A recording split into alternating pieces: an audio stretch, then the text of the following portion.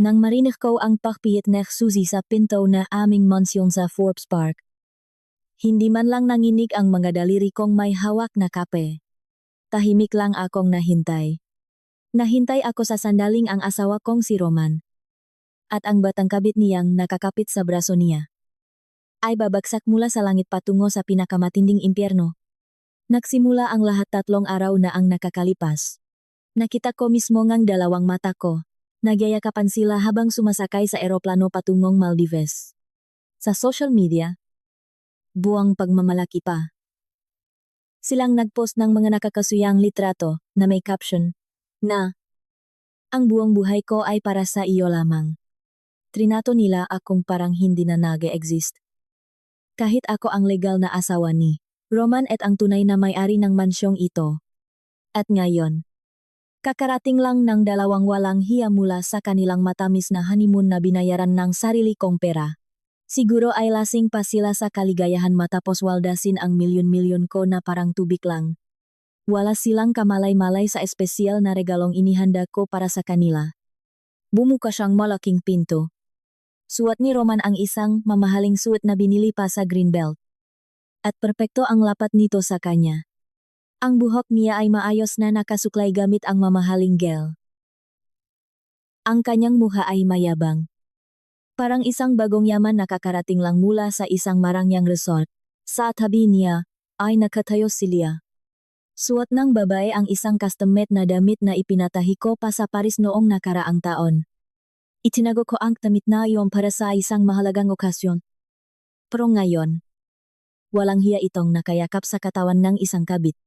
Ang mas malala pa, nakasabit sa kanyang lig ang kwintas na perlas na pamana, pangang na mayapa kong ina.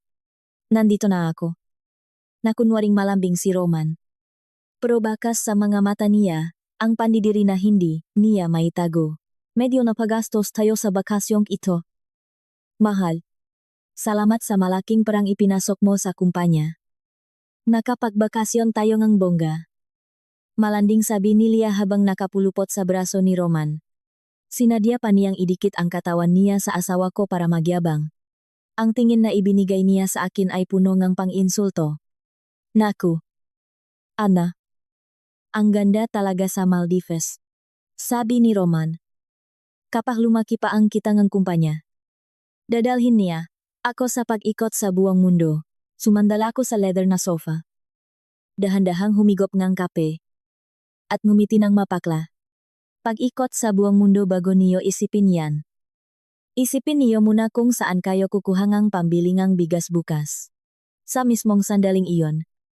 Bumukas ng malakas ang gate ng aming mansyon. Tumakbo papasok si Jojo. Ang personal na asistan ni Roman sa kumpanya.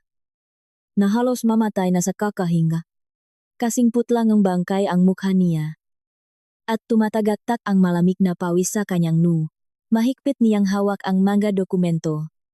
Parang nakasalalay, doon ang buhay niya. Si Roman. Malaking problema. Isang malaking sakuna.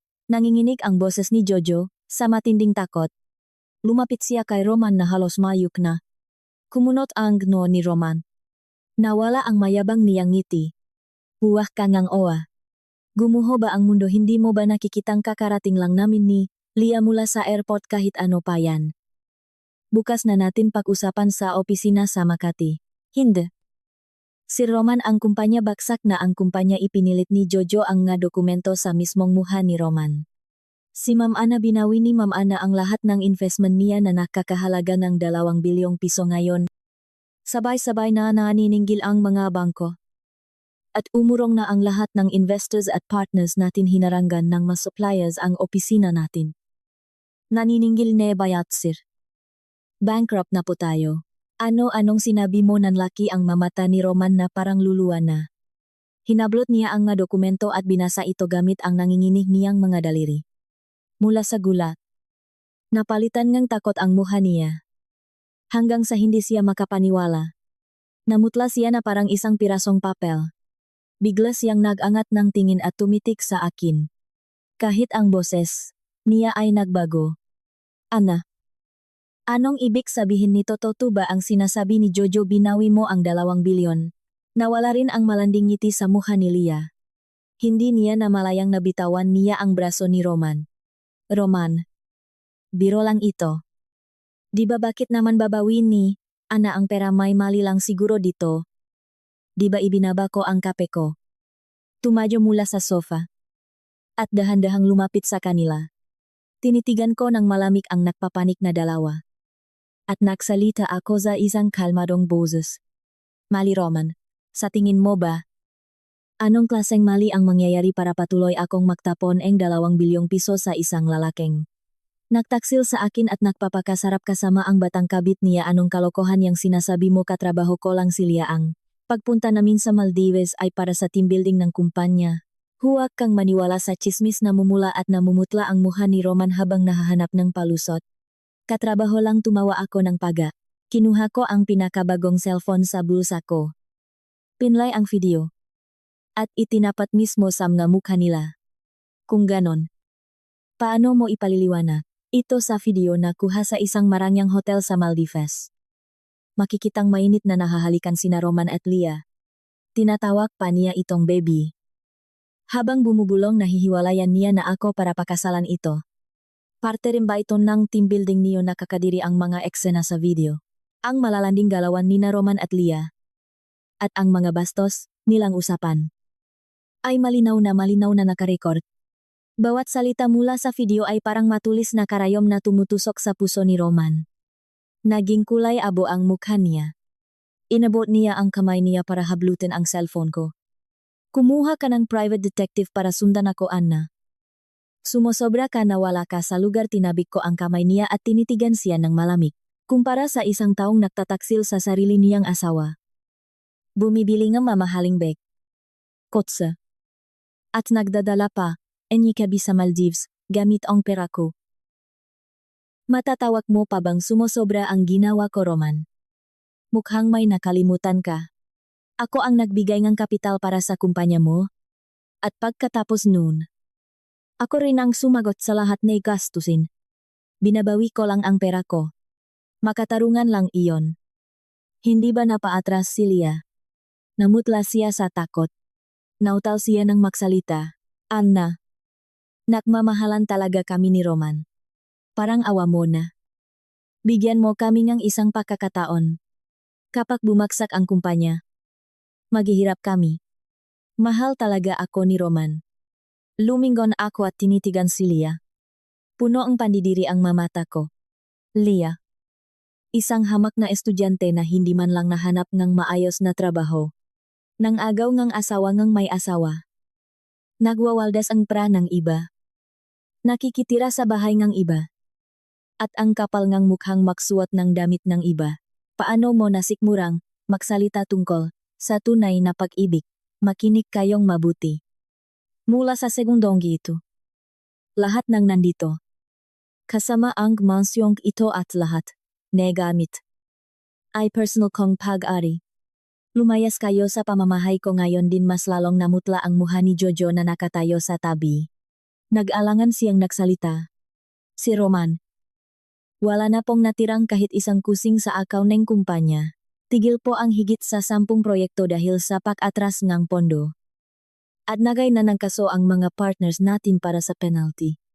Umaabot sa daan-daang milyong piso ang kailangan nating bayaran. Daan-daang milyon. Tuluyang nanghina si Roman. Nanginig ang mga tuhod niya at halos bumagsak siya sa marmol na sahig. Kumapit siya sa lalagyan ng sapatos at tumitik sa akin na parang nawala sa sarili. Anna, nababalif ka na ba? Kung binawi mo lang ang pera. Maintindihan ko pa. Pero bakit kailangan mong umabot sa ganito? Dugo at pawis ko ang puhunan sa kumpanyang iyan. Dugo at pawis mo. Tumawa ako ng nakakainsulto. Roman, kung hindi naawa ang papa ko sa pagiging patay gutom mo mula sa probinsya, at hindi ka binigyan ng puhunan, malamang hanggang ngayon nagbubuhat ka pa rin ng semento sa construction. Huwag kang mangarap na ang tagumpay mo ay dahil lang sa sipag mo. Kung wala ang pamilya Soriano, wala kang kwenta, at dahil tinarantado mo ako. Huwag kang umasa sa awa dahil lang sa pinagsamahan natin. Hindi ko lang bawa any pera ko.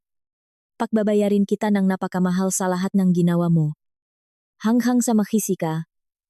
Hanghang sa buto mo nagsimulang manghinak. Si Lia sa takot. Nagpapalipat-lipat, ang tingin niya mula kay Roman na parang nawalan ng kaluluwa. Patungo sa malamikong mga mata, siguro buong akala niya. Si Roman ay isang napakayaman at matagumpay na CEO. Naniwala siyang kapak nakuha niya ito. Nanalo siya sa lotto at mabubuhay na parang reyna. Wala siyang kaalam-alam na ang buong kumpanya ni Roman ay nakatayo lang dahil sa pera ni Ana Soriano. Ngayon, nang putulin ni Ana ang daloy ng pera at bumagsak ang kumpanya. Nadurog ang mga matatamis niyang pangarap. Roman, anong gagawin natin ngayon? Halos umiyak na si Lia. Habang nakakapit sa braso ni Roman, wala tayong pera at baon tayo sa utang padarak na iwinaksi ni Roman ang kamay ni Lia. Huwag mo akong tanungin, malay ko ba kung hindi dahil sayo? Hindi ako babagsak ng ganito, kung hindi mo ako inakit nun pa man. Hindi ko sana pagtatak silansi, ang nananginig si Lia sa narinig. Pero agad na namula ang nga mata niya, at sumiga. Ang kapal ngang mukha mo, ikaw ang lumandi sa akin tapos ngayon na may problema. Ako ang sisisihin mo, Roman. Isa kang duwag at walang paninindigan. Ang sarap sa pakiramdam na panoorin silang mag-away na parang maasong ulol. Pero simula pa lang ito. Roman, Lia, at ang biyenan kong palaging, mababa ang tingin sa akin. Lahat ng utang ninyo sa akin. Sisingilin ko hanggang sa huling sentimo. Kesa maangin soyas. Tama na, malamig kong pinutol ang pagtatalo nila. Hindi ito palengke para dito kayo mag-iskandalo. Lumayas na kayo dito. O tatawag ako ng guwardiya. Nag-angat ng tingin si Roman at tinitigan ako ng masama. Punong galit ang mamata niya. Pero alam niyang wala siyang laban ngayon. Nangit-nikit ang mangipin niya. Tiningnan ng masama si Lia. Tumalikod. At naglakad palabas. Nag-alangan si Lia ng ilang segundo. Tiningnan niya ang marangyang bahay. At ang asawa kong biglang naging pulubi. Pero sa uli, sumunod na rin siya kay Roman nang nakasimangot. Sa mismong pinto. Lumingon siya at tiningnan ako ng masama. Tumawa ako ng paga at sumigaw sa kanila. Ay, muntik ko nang makalimutan. Lahat ngang perang winaldas niyo sa Maldives. Ang damit na suot mo ngayon. Ang mga alahas. Lahat yan ay babawiin ko sa pamamagitan ng naabogado ko. Para ko ang ginamit pambili diyan. Kaya wala kayong karapatang iuwi yan. Natigilan si Roman nang marinig iyon. Muntik na siyang matumba. Mas lalong namutla si Lia. At nangginginig na sumunod kay Roman palabas nega mansyon. Habang pinapanood ko silang naglalakad palayo. Kinuha ko ang cellphone ko at tumawag. Hello? Papa. Alos tapos na po dito. Bagsak na ang kumpanya ni Roman. Ang susunod naman ay ang mayabang niyang nanay. Panahon na para turuan siyang leksyon. Mula sa kabilang linya. Narinig ko ang matapang na boses ng, Papa ko. Magaling. Anak. Huwag kang mag-alala. Nakasuporta ang papa sayo. Lahat ng naglakasloob na apihin ka. Makakatikim niyang nararapat sa kanila. Hindi pa lumilipas ang 10 minuto mula nang sumara ang pinto. Nakarini o kung umalokas na kalabog. Parang may sumisira sa malaking pintuan. Hindi na kailangang hulaan kung sino. Bumalik ang talunang si Roman. Mukhang hindi niya matanggap ang pagkatalo. Niya matapos ang pagkabangkarote. Ana Soriano, buksan mo ang pinto, wala kang puso, ang sigaw ni Roman. Ay parang boses ng isang bali. Nayanik ang pinto sa bawat sipa niya. Sabihin mo ang totoo, bakit mo kinuha ang pera? Plano mo na ba talagang sirain ako simula palang o ba? Kasunod nito ang boses ni Lia. Nanak ko kunwaring inosenta at kava-ava. Ana? Parang awa mo na. Buksan mo. Mag-usap tayo ng maayos. Pinahirapan ni Roman ang lahat ng ito. Buhay niya ang kumpanyang ito. Bakit ang lupit-lupit mong ngumiti? Ako nang nakakaloko. Dahan-dahan akong lumapit sa pinto. At sumilip sa butas nang hindi ito binubuksan. Gulo-gulo na ang buhok ni Roman. Ang mamahaling suot niya ay puno ang alikabok. Wala na ang kayabangan niya kanina. puno na lang ngalit ang mamata niya. Si Lia naman ay umiyak na parang bata. Hawak ang laylayan ang damit niya na parang gumuho ang mundo. Kung may makakakita sa kanila na hindi alam ang buong kwento, iisipin nilang tinorture ko sila. Roman, sigaw ko mula sa loop. Hindi malakas ang boses ko. Pero sapat na ang lamig nito para manginig siya. Pinto ko ito. Hindi ko ito bubuksan. Kung sisipain mo pa yan kahit isang beses. Tatawag ako ang pulis ngayon din. Kakasuhan kita ng trespassing at paninira ang gamit. Agad na tumigil ang masipa. At napalitan ng mga mura ni Roman. Anna, huwag kang magmalinis. Huwag mong isiping makokontrol mo ako dahil lang kinuha mo ang pera mo. Huwag kang mangarap makakabangon ako kahit wala ang pamilya Soriano niyo duwag. Tumawa ako ng malamig. Isang kawawang lalaki na nagtayo ang negosyo gamit ang pera ang asawa. Tapos palihim na kumuha, ne kabit. Roman. Bago ka magyabang. Isipin mo muna kung paano mo babayaran ang daan-daang milyong penalty. Baka pati ang brief na suot mo. Kunin ng korte pambayad sa utang mo. Hayop ka, nawalan ng masabi si Roman sa sobrang galit. Susubukan sana niyang sipain ulit ang pinto. Pero pinigilan siya ni Lia. Nagsalita si Lia sa malambing na boses. Anna, alam kong galit ka. Ako ang may kasalanan ng lahat. Hindi sana ako nakipagrelasyon kay Roman. Ako na lang ang sisihin mo. Huwag mo siyang pahirapan. Kapag bumaksak ang kumpanya, sira na ang buhay ni Roman. O tinaas ko ang kilay ko. Sinadyang subukan siya. So, kasalanan mo pala ang lahat ng kalandiang ito. Kung ganon, lumuhot ka ngayon din. Humingi ka ng tawad at mangakong mawawala ka na sa buhay ni Roman habang buhay. Kung gagawin mo yan, baka pag-isipan kong bigyan kayo ng konting awa. Biglang nanigas ang mukha ni Lia sa labas. Nawala ang pagiging kaawa-awa niya. At napalitan ng panlilinlang. Pero mabilis niyang itinago ang emosyon niya at nagsalita ng may nangginginig na boses. Anna, patawarin mo ako. Nagkamali ako. Pero mahal talaga namin ni Roman ang isa't isa. Hindi kami pwedeng maghiwalay. Tunay na pag-ibig. Naisip kong wala ng kwentang makipaglaro pa sa drama nila. Kinuha ko ang cellphone ko at pinlay ang audio recording na inihanda ko na. Kung ganon, pakinggan niyo ito. Ito ba ang tinatawag niyong tunay na pag-ibig mula sa speaker? Narinig ang malanding tawa ni Lia. Roman, kailan mo ba hihiwalayan ang matandang hukluban na yan nakaupo? Siya bilang asawa ng CEO at hawak ang napakalaking pera. Sayang naman kapag umayos na ang kumpanya. Hiwalayan mo agad siya. Tapos pakasalan mo ako. At sabay nating waldasin ang pera ang tangang iyon. Kasunod nito ang boses ni Roman. Maghintay ka lang ng konti. Baby, pag-uwi natin mula sa honeymoon, magpa-file na ako ng annulment. Patay na patay sa akin ang tangang iyon. Siguradong papayag siya, kapag nangyari yon.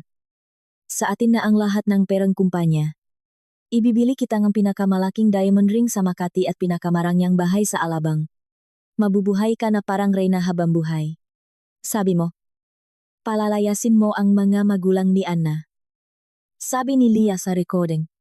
Pabigat lang ang matatandang iyon sa pakuha natin sa yaman ng Soriano Group. Napakasamang ang boses ni Lia. Huwag kang mag-alala.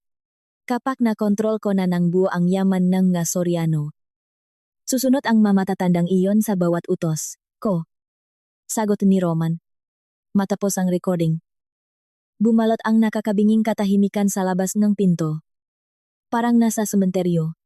Kahit hindi ko makita, alam kong namumutla na sa takot ang dalawang linta sa labas. Maya-maya, sumigaw si Roman. Anna, ang kapal ng mukha mong i-record kami. Isa kang masamang demonyo, ngumiti ako ng nakakaloko. Kumpara sa inyong dalawa na niloko ako ng patalikot at pinlanong pagnakawan ang mga magulang ko. Masyado pangang mabait ang ginawa ko. Roman. Lia. Akala niyo ba talaga tanga ako na madali niyong maloloko simula pa lang? Alam ko na ang mga kababuyan ninyo. Nahintay lang akong tamang pagkakataon para sa isang iglap. Itulak ko kayo sa pinakailalim ng bangin. Binuksan ko ng malaki ang pinto at tinitigan ang dalawang taong mas maputla pa sa bangkay, na mula ang mukha ni Roman. Iniiwas niya ang tingin niya sa akin. Si Lia naman ay maputlang maputla. Nakakuyom ang makamao niya habang nanginginig ang buong katawan. Anna. Isa itong hindi pa kakaindihan. Siguradong in-edit ang recording para sirain kami. Hindi iyon ang ibig naming sabihin. Sinubukan pa ring makpalusot ni Lia. Hindi iyon ang ibig niyong sabihin, humakbang ako palapit.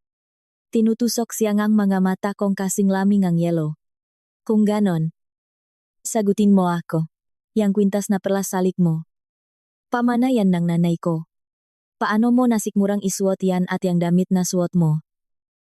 Gumastos ako ng higit 1,000,000 piso para ipatahi yan. Paano napunta sayo yan? Siguradong palihim itong ninakaw ni Roman mula sa bahay. Winaldas niyo ang pera ko. Sinuot niyo ang mga damit ko. Ang mga alahas ko. Tapos pinaplano niyong palayasin ako sa sarili kong bahay na saan ang makonsensya niyo. Napaatras si Lia dahil sa takot. Tumulo ang luha niya at hindi siya makapagsalita. Nang makita ito, humakbang si Roman para harangan si Lia. At tiningnan ako ng masama. Anna? Tama na dahil lang sa 1 kwintas at 1 pirasong damit. Nakakaganyan kabibilhan na lang kita ng bago. Maliwanag hindi mo kailangang ipitin ang tao dahil lang sa ganitong kaliit na bagay. Bibilhan ng bago. Tumawa ako ng malakas. Parang nakarinig ako ang pinakanakakatawang joke sa buong mundo. Roman. Hindi mo na nga mapakain ang sarili mo ngayon. Saan ka kukuhang pambayat? Diyan alam mo ba kung makano ang kwintas na yan? Daan-daang milyong piso yan. At alam mo ba kung makano ang maintenance ng damit na yan? 1,000,000 kada taon. Paano mo babayaran yan gamit ang bagsak mo, kumpanya o gamit ang mumurahin niyong tunay na pag-ibig? Namutla si Roman. At naging kulay asul ang mukha niya. Nanginig ang mga labi niya, pero wala siyang masabi. Sa mismong sandaling iyon, doon lang pumasok sa utak niya na kapag wala ang pera ko, wala siyang kwenta. Wala siyang pra kahit pambayat man lang sa 1 piraso ng alahas ko. Nang makita ang kaawa-awang kalagayan ni Roman, hindi na itago ni Lia ang pagkadismaya niya. Hinila niya ang manggas ni Roman at bumulong. Roman, umalis na tayo. Walang kwentang makipagtalo dito. Aalis saan kayo pupunta? Hinarangan ko ang daan at malamig na nagsalita. Kung gusto niyong umalis, iwan niyo ang lahat ng pag-ari ko. Ang kwintas, ang damit, at ang prang winaldas niyo sa Maldives. Hindi ko papalagpasin kahit 1 kusing. Anna, hindi ba sumusobra ka na? Nagpanit si Roman at sinubukang itulak ako.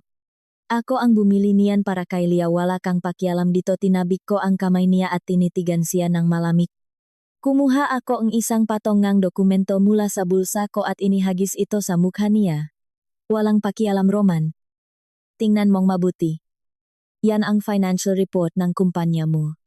Lahat ng ginastos mo sa bag, kotse, alahas para kay Lia. At pati ang bakasyon niyo sa Maldives. Lahat yan ay ibinawas sa account ng kumpanya, at ang pera ng kumpanya ay galing sa investment ko. Ibig sabihin, binuhay mo ang kabit mo, gamit ang pera ko. At may gana ka pang sabihin na wala akong pakialam. Pinulot ni Roman ang mga dokumento at mabilis itong binasa. Nanigas ang mukha niya. At sa huli, bumagsak siya sa sahig habang nakatitik sa kawalan. Hindi. Imposible. Tinago ko ng mayos ang accounting na ito. Paano mo nalaman kung ayaw mong malaman ng iba? Huwag mong gawin simula pa lang. Tiningnan ko siya pababa. Mas malamig pa sa yelo ang boses ko. Roman, akala mo ba maloloko mo ako sa mamumurahing palusot mo? Matagal na akong kumuha nga private detectives. Bawat galaw mo, alam ko. Naintindihan ni Lia na wala ng pag-asa. Tumigil na siya sa pagiging kaawa-awa. Humarap siya kay Roman at pinagmumura ito. Roman, sabi mo ayusin mo ang lahat. Ano na ngayon? Wala na tayong pera at baon pa tayo sa utang. Ang malas ko naman at pumatol ako sa isang walang kwentang tulad mo. Sira na ang buhay ko. Tumahimik ka. Sumabok na rin si Roman. Kung hindi ka lumandi at pumasok sa kama ko, mangyayari ba ito sa akin? Tapos ngayon, Ako ang sisisihin mo, ang sarap talagang panuorin silang mag-away ulit. Eksakto sa sandaling iyon. Tumunog ang cellphone ko. Ang biyenan kong si Aling Rosa. Tinaas ko ang kilay ko at sinagot ang tawa. Ana, walang hiya kang babae ka, anong ginawa mo sa anak ko? Ang boses ni Aling Rosa ay nakakabingi. Parang palangkra na nag-iskandalo. Tumawak ang anak ko, bagsak na daw ang kumpanya niya at baon siya sa daan-daang milyong utang. Kagagawan mo ba ito o ibalik mo ang pera niya ngayon din? Kundi makakatikim ka sa akin. Tumawa ako ng mahina at sumagot, Ma. Noong nanlalaki ang anak niyo at binubuhay ang kabit niya gamit ang pera ko. Nagbulag-bulagan kayo. Ngayon nabagsak na siya. Bigla niyo akong naalala. Wala na ang pera ko. Kung kailangan niyo talaga, isama niyo ang pinakamamahal niyong anak at kayo ang humanap ng paraan para kumita. Binaba ko agad ang tawag. Tiningnan ko sina Roman at Lia na patuloy pa rin sa pag-awe. At ngumiti ng nakakaloko. Pwede niyo nang ituloy ang pag-awe niyo. Papasok na ako. Tumalikot ako para pumasok sa loob ng bahay. Anna. Sandali, biglang tumayo si Roman at hinarangan ako. Ibalik mo ang pera ko, akin ang kumpanyang iyon. Kumpanya mo. Tinitigan ko siya ng matalim at sumigaw patungo sa gate. Guard dalawang malalaking guwardiya ang agad na lumapit at gumalang. Mama na. Ano po iyon? Kalatkarin niyo ang dalawang ito palabas ng village ngayon din. At siguraduhin niyong hindi na sila makakalapit sa bahay ko. Kapag nagpakita pa sila, baliin niyo ang mga binti nila. Ako ang bahala. Masusunod po. Ma'am Anna. Agad na hinawakan ng mangguwardiya sina Roman at Lia. Anna. Hindi pa tayo tapos ididemanda kita, nagwala si Roman at sumiga. Tumili naman si Lia sa takot. Huwag-huwag niyo akong hawakan. Wala akong kasalanan. Pero siyempre, wala silang laban sa mga profesional na guwardiya. Kinalatkat sila palabas ng gate at inihagis sa damuhan sa labas. Nakatayo ako sa pinto. Malamig na nakatingin sa kanila. Roman. Lia. Simula pa lang ito. Lahat ng utang niyo. Sisingilin ko hanggang sa huling sentimo. Pagbabayarin ko kayo ng napakamahal. Hanggang sa magsisi kayo habang buhay. Padabok kong isinara ang pinto. Pinuputol ang maiyak at sumpa nila. Pakasarang pinto. Tumunog ulit ang cellphone ko. Ngayon, ang tumatawag ay si Susan. Ang sekretarya ngang papa ko. Ma'am Anna. Umalis na po si Aling Rosa sa probinsya. Darating po siya sa Maynila, bukas ng tanghali. Kailangan po ba nating dagdagan ang security? Tumawa ako ng malamig. Hindi na kailangan. Tingnan natin kung anong drama ang gagawin niya dito. Sabihin mo sa kanya. Hinihintay ko siya sa mansyon. Kung gusto niyang pumunta, welcome na welcome siya. Kinabukasan. Walang tigil ang pagtunog no doorbell. Parang demonyo ang kumakatok sa pinto. Nakakabingi ang tunog, hindi na kailangang hulaan. Dumating na ang matandang hukluban na si Aling Rosa. Nakaupo lang ako sa sofa at kalmadong inutusan ang good siya intercom na buksan ang gate. Pagkabukas ng pinto. Pumasok si Aling Rosa na parang isang ipo-ipo. Gulo-gulo ang buhok niya. At suot ang isang mumurahing bestida. May hawak siyang isang balot ng tela. Nabuong lakas niyang inihagis sa marmol na sahig. Narinig ang malakas na kalabog. At nakalat ang mga mumurahing kamote at maruming talong sa sahig. Ana, walang utang na loob na manugang ang sigaw ni Aling Rosa ay parang kayang magpabagsak ng kisame. Lumapit siya sa akin. Dinuduro ako habang nanggagalayti sa galit. Anong ginawa sa'yo ngang anak ko? Paano mo nasikmurang sirain ang negosyo niya sa loob lang isang araw at ibaon siya sa utang? Gusto mo bang ubusin ang pamilya namin? Habang nagmumura. Sinubukan niya akong sugurin. Parang gusto niya akong kalmutin. Mabilis siyang pinigilan ng mga gwardiya. Pero pumihlas siya habang tumatalsik ang laway. Bitawan niyo ako. Hayaan niyo akong turuan ng leksyon ang babaeng ito. Kapag may nangyaring masama sa anak ko, isasama kita sa hukay.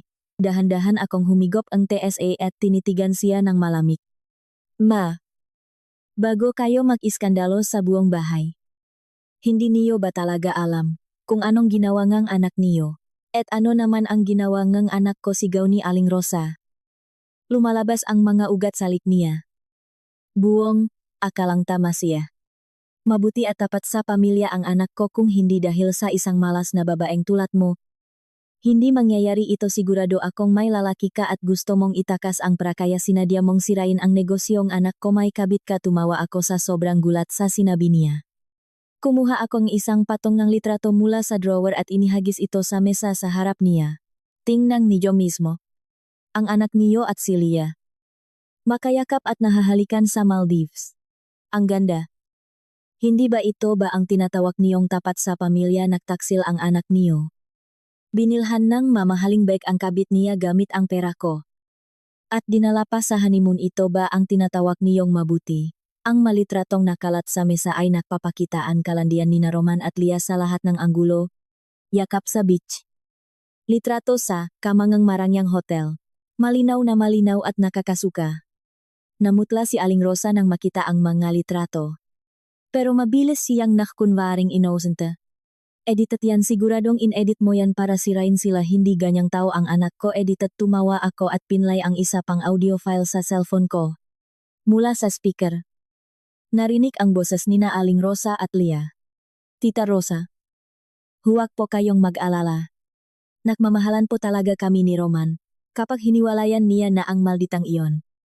Aalagaan ko po kayo na parang tunay kong ina. Ang tamis ng boses ni Leah. Parang pulot. Leah. Anak. Naniniwala ako sa'yo.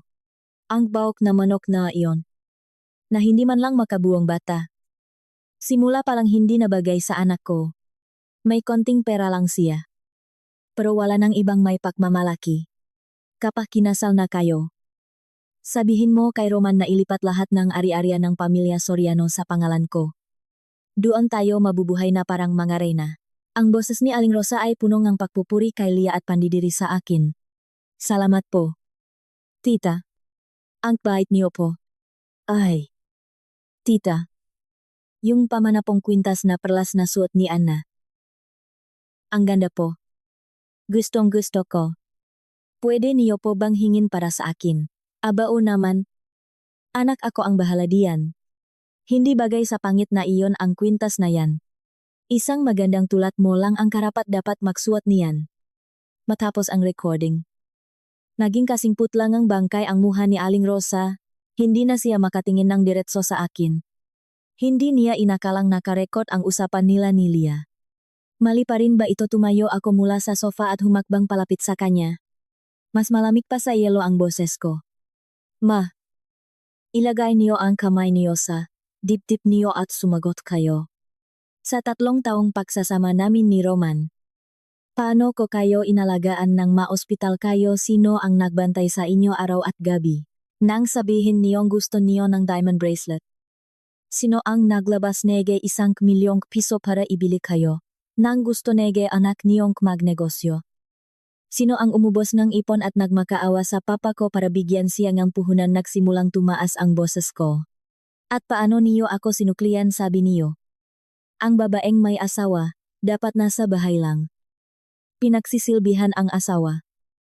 At pinilit niyo akong ibigay sa inyo ang lahat ng ATM ko, nang mabuntis ako. Imbes na alahan niyo ako. Pinilit niyo akong maglaba at magluto araw-araw. Kahit ang lamik-lamik. Pinahugas niyo ako ng pinggan gamit ang malamig na tubig sa probinsya at nang madulas ako at makunan. Wala man lang kayong sinabing pampalubag-lub. Ang tanging ginawa niyo ay isigaw na, wala akong kwentang babae dahil hindi ko man lang kayang magluwal ang bata. At akala niyo ba hindi ko alam na palihim niyong kinukuha ang mamamahaling bag at alahas ko para ibigay kay Leah? Inililipat niyo ang mga limited edition kong pabango sa mamumurahing bote para sa sarili niyo. Pinatabas niyo ang mga designer clothes ko at ipinamigay sa mga kamag-anak niyo sa probinsya. Aling Rosa. Isa kayong matakaw. Madamot. At walang utang na loob na matanda. Kung naging ganyan man ang anak niyo. Kayo ang may kasalanan. Bawat salita ko ay tumusok sa puso ni Aling Rosa parang matulis na espada. Nangingini ang buong katawan niya. Nakakuyom ang magalabi niya. Pero wala siyang masabi. Nawala ang kayabangan niya. At napalitan ang takot at hiya. Anna. Gumagawa ka lang kwento. Sa wakas.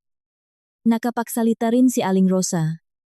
Pero kasing hinang lamok ang boses niya. Ngumiti ako ng nakakaloko. At binuksan ang folder ng mga litrato sa cellphone ko.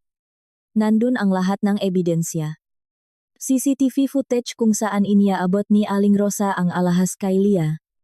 Litrato kung saan ginagamit niya ang pabango ko at sinusuot ang mga damit ko. At ang medical record ko mula sa ospital nang makunan ako. Malinaw na nakasulat sa record, nakunan dahil sa matinding pagod ng katawan. Tingnan niyo mismo. Nandito ang lahat ng ebidensya.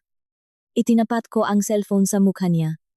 Akala niyo ba may tatago niyo habang buhay ang makababuyan niyo Aling Rosa?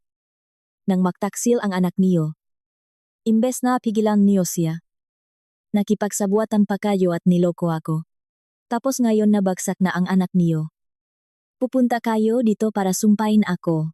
Tanungin niyo ang anak niyo kung may muha pa siyang may haharap sa akin kung makakapagmalinis pa ba siya pagkatapos ng lahat ng tulong na ibinigay ng pamilya Soriano sa kanya habang nakatingin sa mga ebidensya. Unti-unting nangitim ang muha ni Aling Rosa. Sa huli, nanghina ang mga tuhod niya. Bumaksak siya sa sahig at nagsimulang umiyak ng malakas. Diyos ko! Ang malas ko na karon akong ng mapahiganting manugang na sumira. Sa buhay nga anak ko at nakpahirap sa pamilya namin, sumpain ka na wangang langit pinagsusuntok niya ang sahig. Nagpagulong-gulong at umiyak na parang nag-iinarteng bata.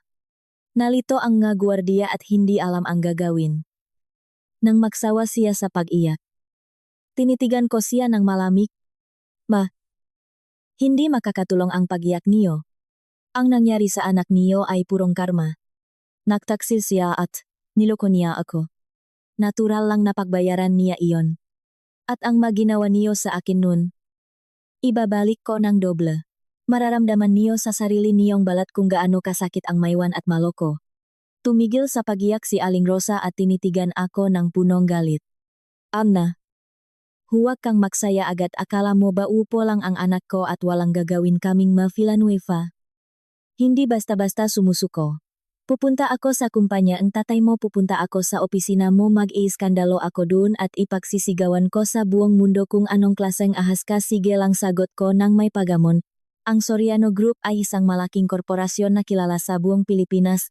Kung mag-iskandalo kayo doon, malalaman lang ng tao ang totoong kulay ng pamilya niyo. Ang anak, ng babae. Ang nanay, nag-iskandalo. Ang ganda. Hindi ba kapag nangyari iyon? Hindi ako ang mapapahiya. Kundi kayo. Tapos idinagdag ko. Ang mansyong ito ay private property ko. Kung mag-iskandalo kayo rito, pwede ko kayong kasuhan ng public scandal. Gar ilabas, niyo ang babaeng ito ngayon din. Masusunod po agad na itinayo ng gwardiya si Aling Rosa mula sa sahig. Ana, hayop ka, magpakamatay na tayong dalawa, hindi ako alis dito, nagwawala si Aling Rosa. Pero siyempre, hindi niya kaya ang magwardiya. Sa isang iglap, kinalatkat siya palabas ng gate at inihagis sa damuhan. Kahit gumagapang siya sa lupa at patuloy na nakmumura. Unti-unting humihina ang boses niya, mula sa bintana. Nakita ko siyang pinakpagan ang dumi niya. Tumayo. At naglakad palayo habang bumubulong ng nga sumpa. Isang malamig na ngiti ang gumuhit sa mga labi ko. Gumaang ang pakiramdam ko. Noon, para protektahan ang reputasyon ni Roman. Tiniis ko ang mga pang-api ni Aling Rosa. Pero panloloko lang ang isinukli nila. Wala nang dahilan para magpigil pa ako. Eksakto sa sandaling iyon. Tumunog ang cellphone ko. Si Roman. Tinaas ko ang kilay ko, at sumagot. Anna, anong ginawa mo sa nanay ko? Ang boses ni Roman ay pinahalong galit at pag-alala. Tumawag si mama ngayon lang. Pinalayas mo raw siya at pinagmumuraan na. Sumusobra ka na, tumawa ako ng nakakaloko. Roman, noong pumunta ang nanay mo sa bahay ko, nagiskandalo. At tinawag akong malandi. Nanahimik ka lang. Tapos ngayon, ako ang sisisihin mo, sino ang sumira sa kasal natin. Sino ang nagwaldas ng pera ko para sa kabit? Sino ang hinayaang apihin ako nga niya nakalimutan mo na ba nawalan ng masabi si Roman? Nanahimik siya ngang ilang segundo bago nagsalita. Nanay ko pa rin siya wala kang karapatang tratuhin siya ng ganyan ana. Ibalik mo ang pera at humingi ka ngang tawad sa nanay ko ngayon din kung hindi. Kung hindi ano malamig kong pinutol ang sinasabi niya. Kahit sarili mong problema hindi mo maayos. Tapos may gana ka pang bantaan ako Roman. Makinig kang mabuti. Huwag kang umasang ibabalik ko ang pera at hihingi ng tawad. Kahit sumikat pa ang araw sa kanluran. Hindi mangyayari iyon. Kung matapang ka, pumunta ka dito at ikaw ang kumuha. Huwag kang magtago sa sayang ng nanay mo na parang duwak. Inihagis ko ang cellphone sa sofa. Hindi pa lumilipas ang 3 minuto. May kumalabok ng napakalakas sa gate. Mas malakas pa kaysa kanina. Parang gusto na talagang sirain ang pinto. Gaya ang inaasahan. Si Roman. Nakumulo ang dugo pagkatapos ang tawag ko. Ay sumugod dito. Anna Soriano. Buksan mo ang pinto. Buksan mo halos mabasag. Ang eardrums ko sa sigaw ni Roman. Sumingit naman ang boses ni Lia. Anna. Huwag kang magtago mag-usap tayo kailangan nating linawin ang tungkol sa hatian ang conjugal property dahan-dahan akong lumapit sa pinto at sumilip. Gulo-gulo ang hitsura ni Roman. Nakabukas ang butones ng polo niya at mapula ang mata niya. Sa tabi niya ay si Lia. Mapula pa rin ang mukha niya kakayak. Pero ang mata niya. Makikitang naglalawisam nga mamahaling gamit sa loop ng bahay ko. Conjugal property sigaw ko. Habang tumatawa ng malamig mula sa loop. Roman. Anong karapatan mong magsalita tungkol sa ari-arian na kalimutan mo na bang pumasok ka sa pamilya? Soriano bilang isang palamunin na kalimutan mo na ba kung sino ang may-ari ng lahat ng nandito sa bahay tumahimik sandali sa labas, tapos narinig ko ang gali na boses ni Roman. Anna. Huwag mo akong tawaging palamunin. May dangal din ako, sa loob ng 3 taon. Nagpakapagod ako para sa kumpanya, kahit bagsak na ito ngayon. May bunga pa rin ang paghihirap ko, ang mansyong ito sa Forbes Park. Ang sports car sa kahi. At kahit man lang 30% ngang shares sa kumpanya. Karapatan ko iyon buksan mo ang pinto ngayon din at ibigay mo ang parte ko. Kundi tatawag akong pulis-pulis, ngumisi ako at binuksan ng malaki ang pinto. Humalukip-kip ako at tinitigan sila. Tumawag ka nga, pulis ngayon din.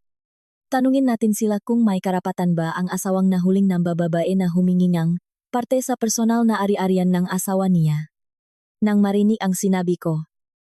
Namula si Roman na parang pinakuluang hipon. Parang may nakpasak ng basahan sa bibig niya. Humakbang siya palapit at itinuro ang loop ang bahay. Anong personal na ari-arian 3 taon na tayong kasal? Lahat yan conjugal property kalahati ng mansyong. Ito ay akin ang sports car sa garahe. Akin din at ang shares ng kumpanya. Dapat makuha ko kahit 30% agad na sumang-ayon si Lia. Nakukunbaring kawa-awa. Anna. Tama si Roman. Hindi na natin kailangang umabot sa ganito. Nagpakahirap si Roman para sa kumpanya. Makatarungan lang na makuha niya ang parte niya. Maawa ka naman sa amin. Bigyan mo kami ng pagkakataon. Maawa sa inyo. Tumawa ako ng malakas.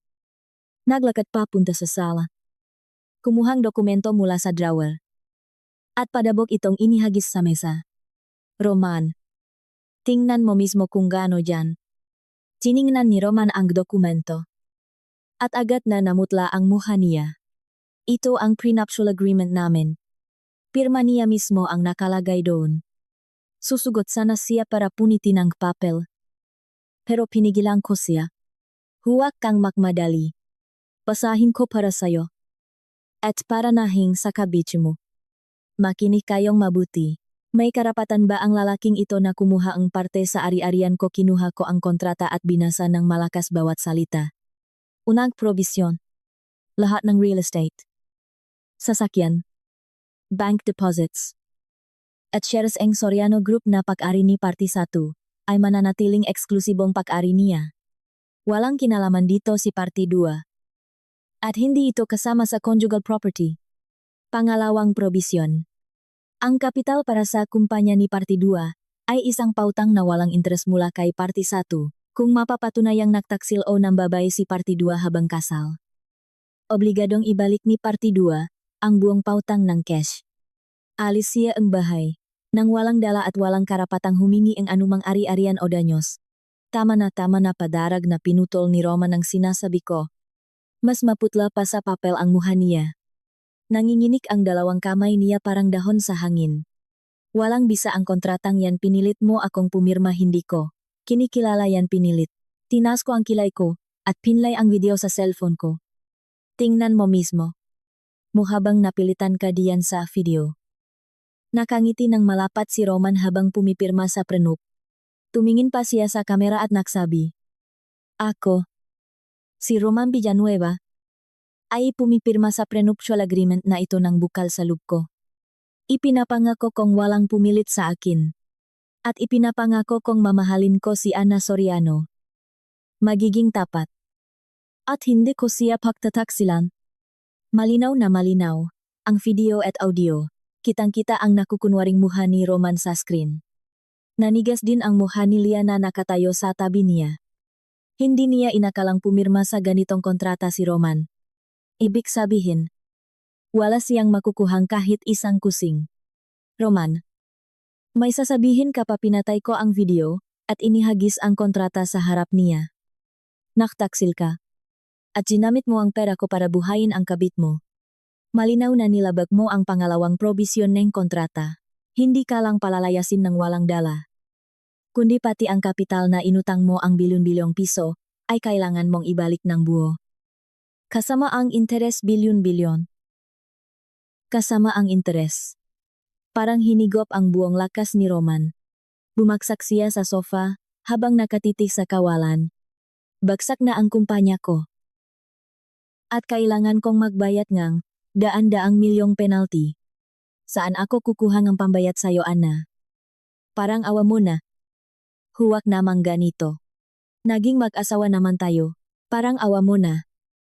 Palakpasin mo na ito ngayon. Palakpasin na alala ko kung paano siya nagpakasarap kasama si Lia. Kung paano niya winaldas ang pera ko. At kung paano ko nawala ang anak ko. Puno ang pandidiri at galit ang puso ko. Roman. Noong niloloko mo ako. Hindi mo naisipang palakpasin ako. Noong binilhan mong milyon-milyong pisong diamond ring si Lia gamit ang pera ko. Noong nagpapakasarap kayo sa Maldives. Hindi mo man lang ako inisip. Noong inaapi ako nganay mo. Na naging dahilan para makunan ako. Wala kang pakialam sa kasal natin.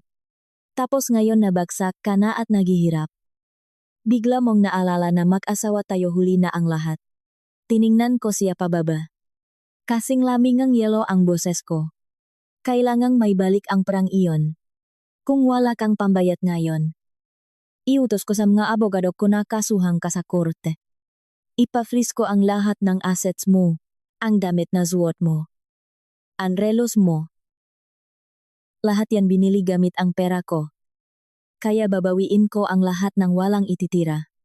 Nang marinig ito, napaatras si Lia at mahigpit na niyakap ang mamahaling bag niya.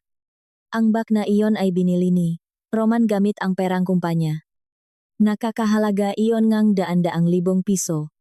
Sa sandaling ito, narealis niyang hindi lang siya walang makukuha.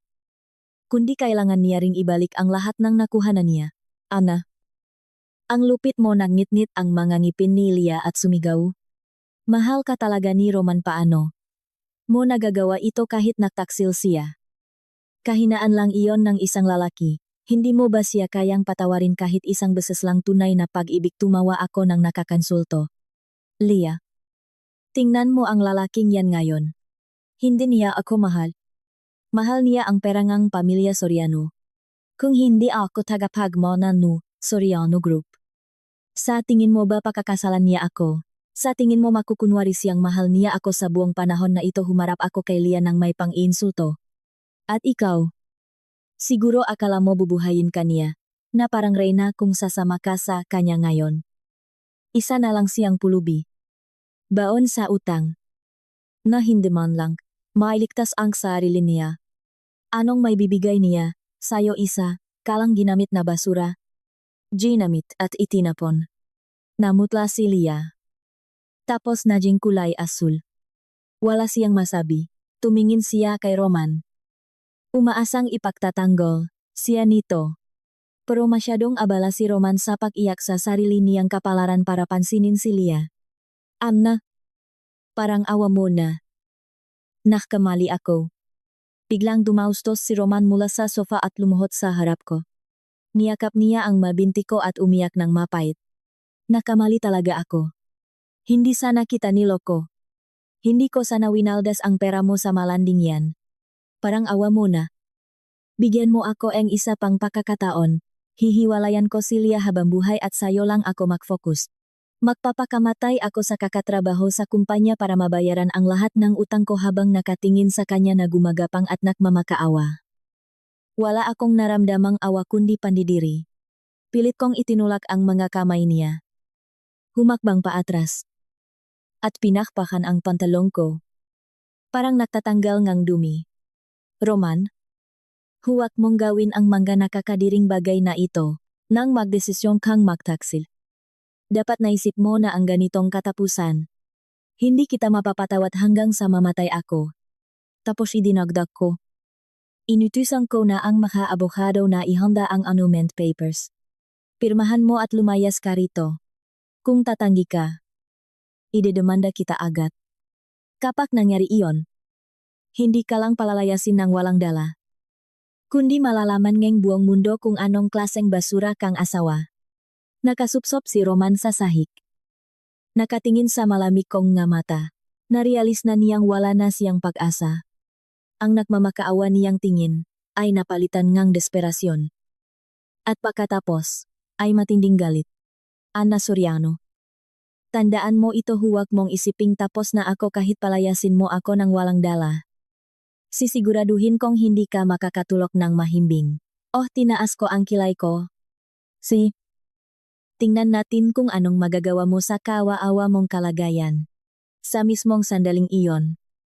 Biglang nagsalita si Lia. Desidido ang tono niya. Roman, tumayo ka na. Walang kwentang magtagal dito. Walang ibibigay sa atin ang babaeng ito. Pabangon tayo gamit ang sarili nating lakas. Hinila niya si Roman mula sa sahig at inakay palabas. Natigilan si Roman sandali.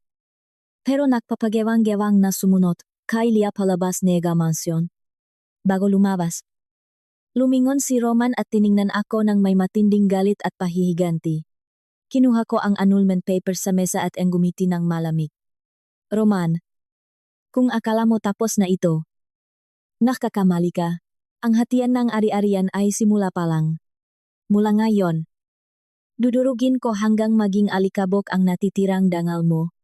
Kinuha ko ang cellphone ko at tumawag sa abogado. Ate, Kiko, pakipadala ang annulment papers kay Roman Villanueva at pilitin siyang pumirma. Kung tatanggi, kasuhan natin agad gaya en plano. At ang bilyon-bilyong utang niya. Pati ang mga binili niya para kay Lia gamit ang perangang kumpanya. Ihanda ang kaso para ma-freeze ang lahat ng ari-arian niya. Opo. Mama na. Aasikasuhin ko na po ngayon din. Sagot ng magalang na boses ni Ate. Kiko? Hindi pa lumilipas ang 10 minuto matapos kong kausapin ang abogado. Nakatanggap ako ng mensahe mula sa private detective ko. May kasama itong litrato. Sa litrato, nakaupo si Roman sa tabing kalsada. Naninigarilyo sa harap mege isang mumurahing motel sa Pasay. Gulo-gulo ang buhok. Puno ng mansa ang site. Wala na ang dating kumpiyansa niya. Sa harap niya, nakatayo si Lia na nakahalukip-kip. Bakas sa mukha niya ang inis at pandidiri. Lalong nagiging masaya ito.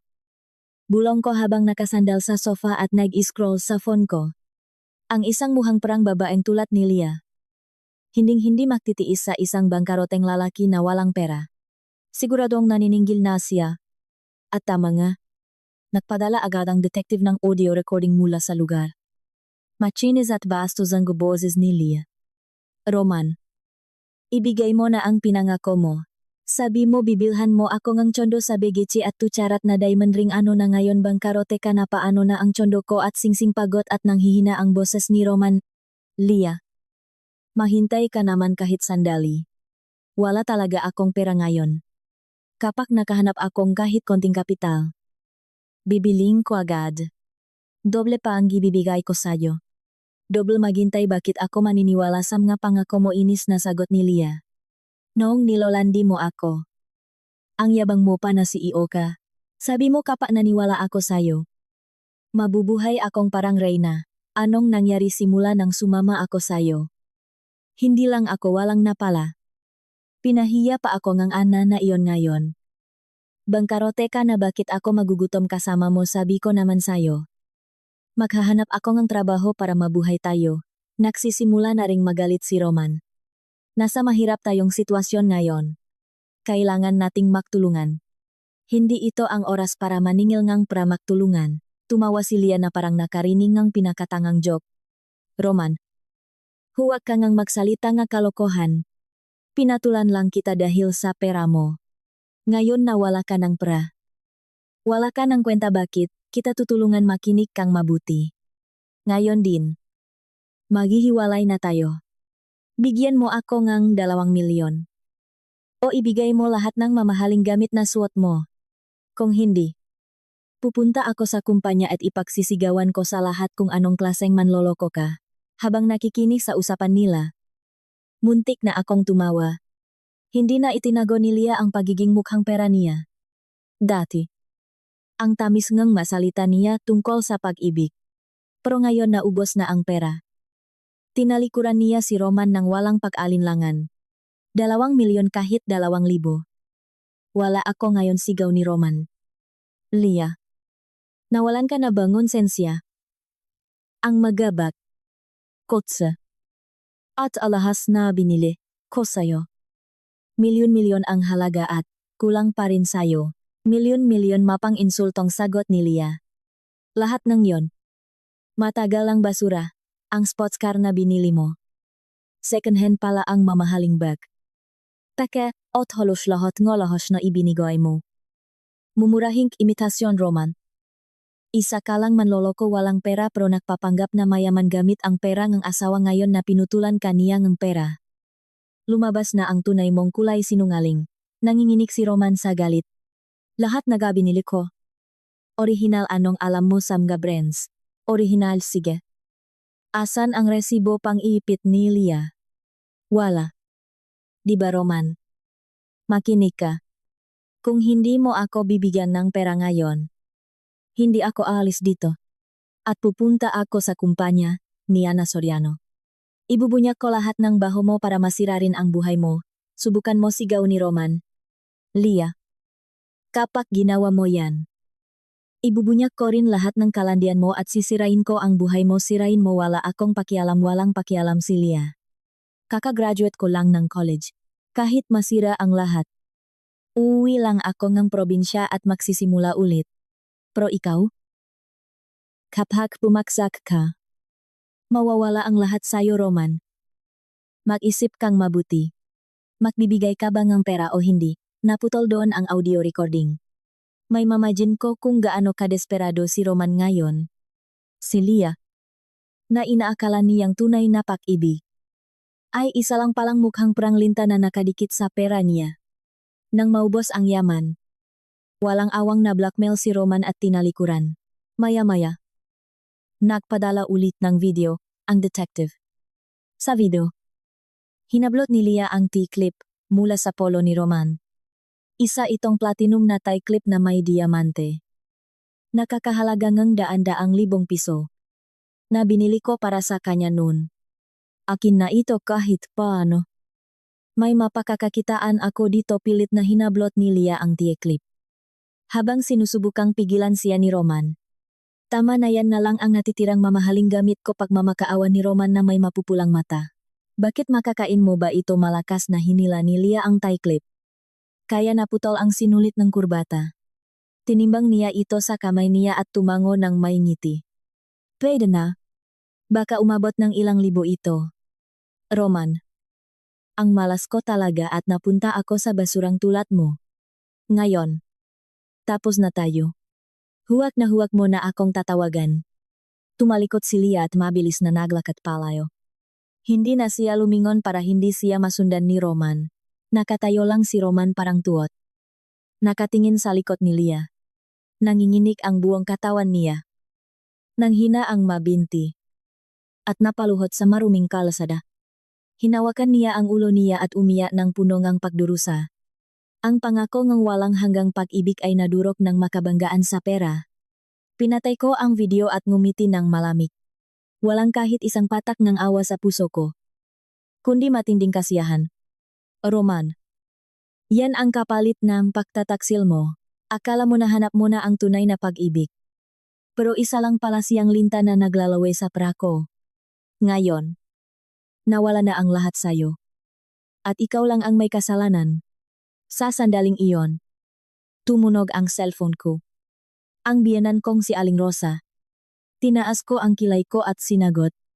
Ana, walang hiya kang babae ka. Ang boses ni Aling Rosa ngayon ay mas matinis at punong galit. Tumawak ngayon lang ang anak ko. Sabi niya. Kinuhang Lia na iyon ang huling mamahaling gamit niya at iniwan siya. Kasalanan mo ang lahat ng ito, kung hindi mo kinuha ang pera. Hindi mababang karote ang anak ko. At hindi siya iwan ng babaeng iyon. Ibalik mo ang pera ngayon din. Kundi magbibikti ako sa harap ng opisina mo. Magbibikti. Tumawa ako ng nakakainsulto. Sipo. Aling Rosa. Sa harap ng building namin sa Makati. Mayirmidort, yedi na CCTV. Kung susubukan niyo talagang magbikti. Tatawag ako ang pulis para kasuhan kayo ang public scandal. At imbes na matulungan niyo ang anak niyo. Kayo mismo ang makukulong. Wow! Ang reputasyon ng pamilya Villanueva ay magiging katatawanan sa buong bansa. Hayop ka, naghahabol ng hininga si Aling Rosa sa galit. At ilang sandali bago siya nakasigaw ulit. Wala akong pakialam, ibalik mo lang ang pera ng anak ko. Sira na ang buhay ng anak ko dahil sayo, sira dahil sa akin. Tumawa ako ng paga. Hindi makapaniwala sa naririnig ko. Siya ang nambabay. Pumuhay ne kabit-kamit ang pera ko. At tingnan mo ang kinahinatnan niya. Aling Rosa. Kung nag-aalala talaga kayo sa anak niyo, sabihin niyo sa kanyang magtrabaho at magbayad niya utang. Hindi yung tatawag-tawag kayo sa akin para mag-iskandalo. Masyado yata kayong maraming libreng oras. Magtrabaho CEO ang anak ko, paano siya magtatrabaho para siya? Ibagalit na sagot ni Aling Rosa. Ana, makinig kang mabuti, kung hindi mo ibabalik ang pera. Uupo ako sa harap ng pinto mo araw-araw, hindi kita bibigyan ng katahimikan. Sige lang. Mapang-insulto kong sagot. May mga guwardiya ang bahay ko. Kung mag-iiskandalo kayo sagad, ipapakaladkad ko kayo palabas. Kung masaktan kayo, kasalanan niyo yan. Ibinaba ko ang telepono at inihagis ito sa sofa. Wala na talagang pag-asa si Aling Rosa sa ganitong kritikal na sitwasyon. Ipinagmamalaki pa rin niya ang status ng anak niyang CEO na hindi pwedeng gumawa ng mababang trabaho. Nakakatawa at nakakaawa. Uminom ako ng isang basong tubig. Iniwan si Roman ni Lia. At ang nanay niya ay walang tigil sa pagsigaw sa tenga niya. Siguradong sasabog na ang ulo niya ngayon. Pero hindi pa ito sapat. Ipapadama ko sa kanya ang lahat ng pagdurusa at desperasyon. Ipaparealize ko sa kanya hanggang sa buto niya kung gaano kalala ang epekto ng pagtataksil niya. Panahon na para ibunyag ang tunay kong pagkatao. Kapag nalaman niyang ako ang nag-isang tagapagmana ng Soriano Group, at mayaman akong hindi niya man lang mapapanaginipan. Ano kayang magiging reaksyon niya? Tinawagan ko ang asistan kong si Susan. Bukas ng alas 10 ng umaga. Maghanda ka ng press conference sa head office ng Soriano Group sa Makati. Formal kong ibubunyag ang pagkatao ko. At magliyak ka rin sa mga reporters ng konting impormasyon tungkol sa kalandian ni na Roman at Lia. Gawin nating malaking pasabog ito. Masusunod po. Ma'am Ana. Ihahanda ko ang lahat. Sagot ni Susan. Kinabukasan ng umaga. Pagkatapos mag-almusal. Magalang na lumapit sa akin ang mayordomo. Ma'am Ana. Nakaredy na po ang sasakyan. Handa na rin po ang lahat sa head office ng korporasyon.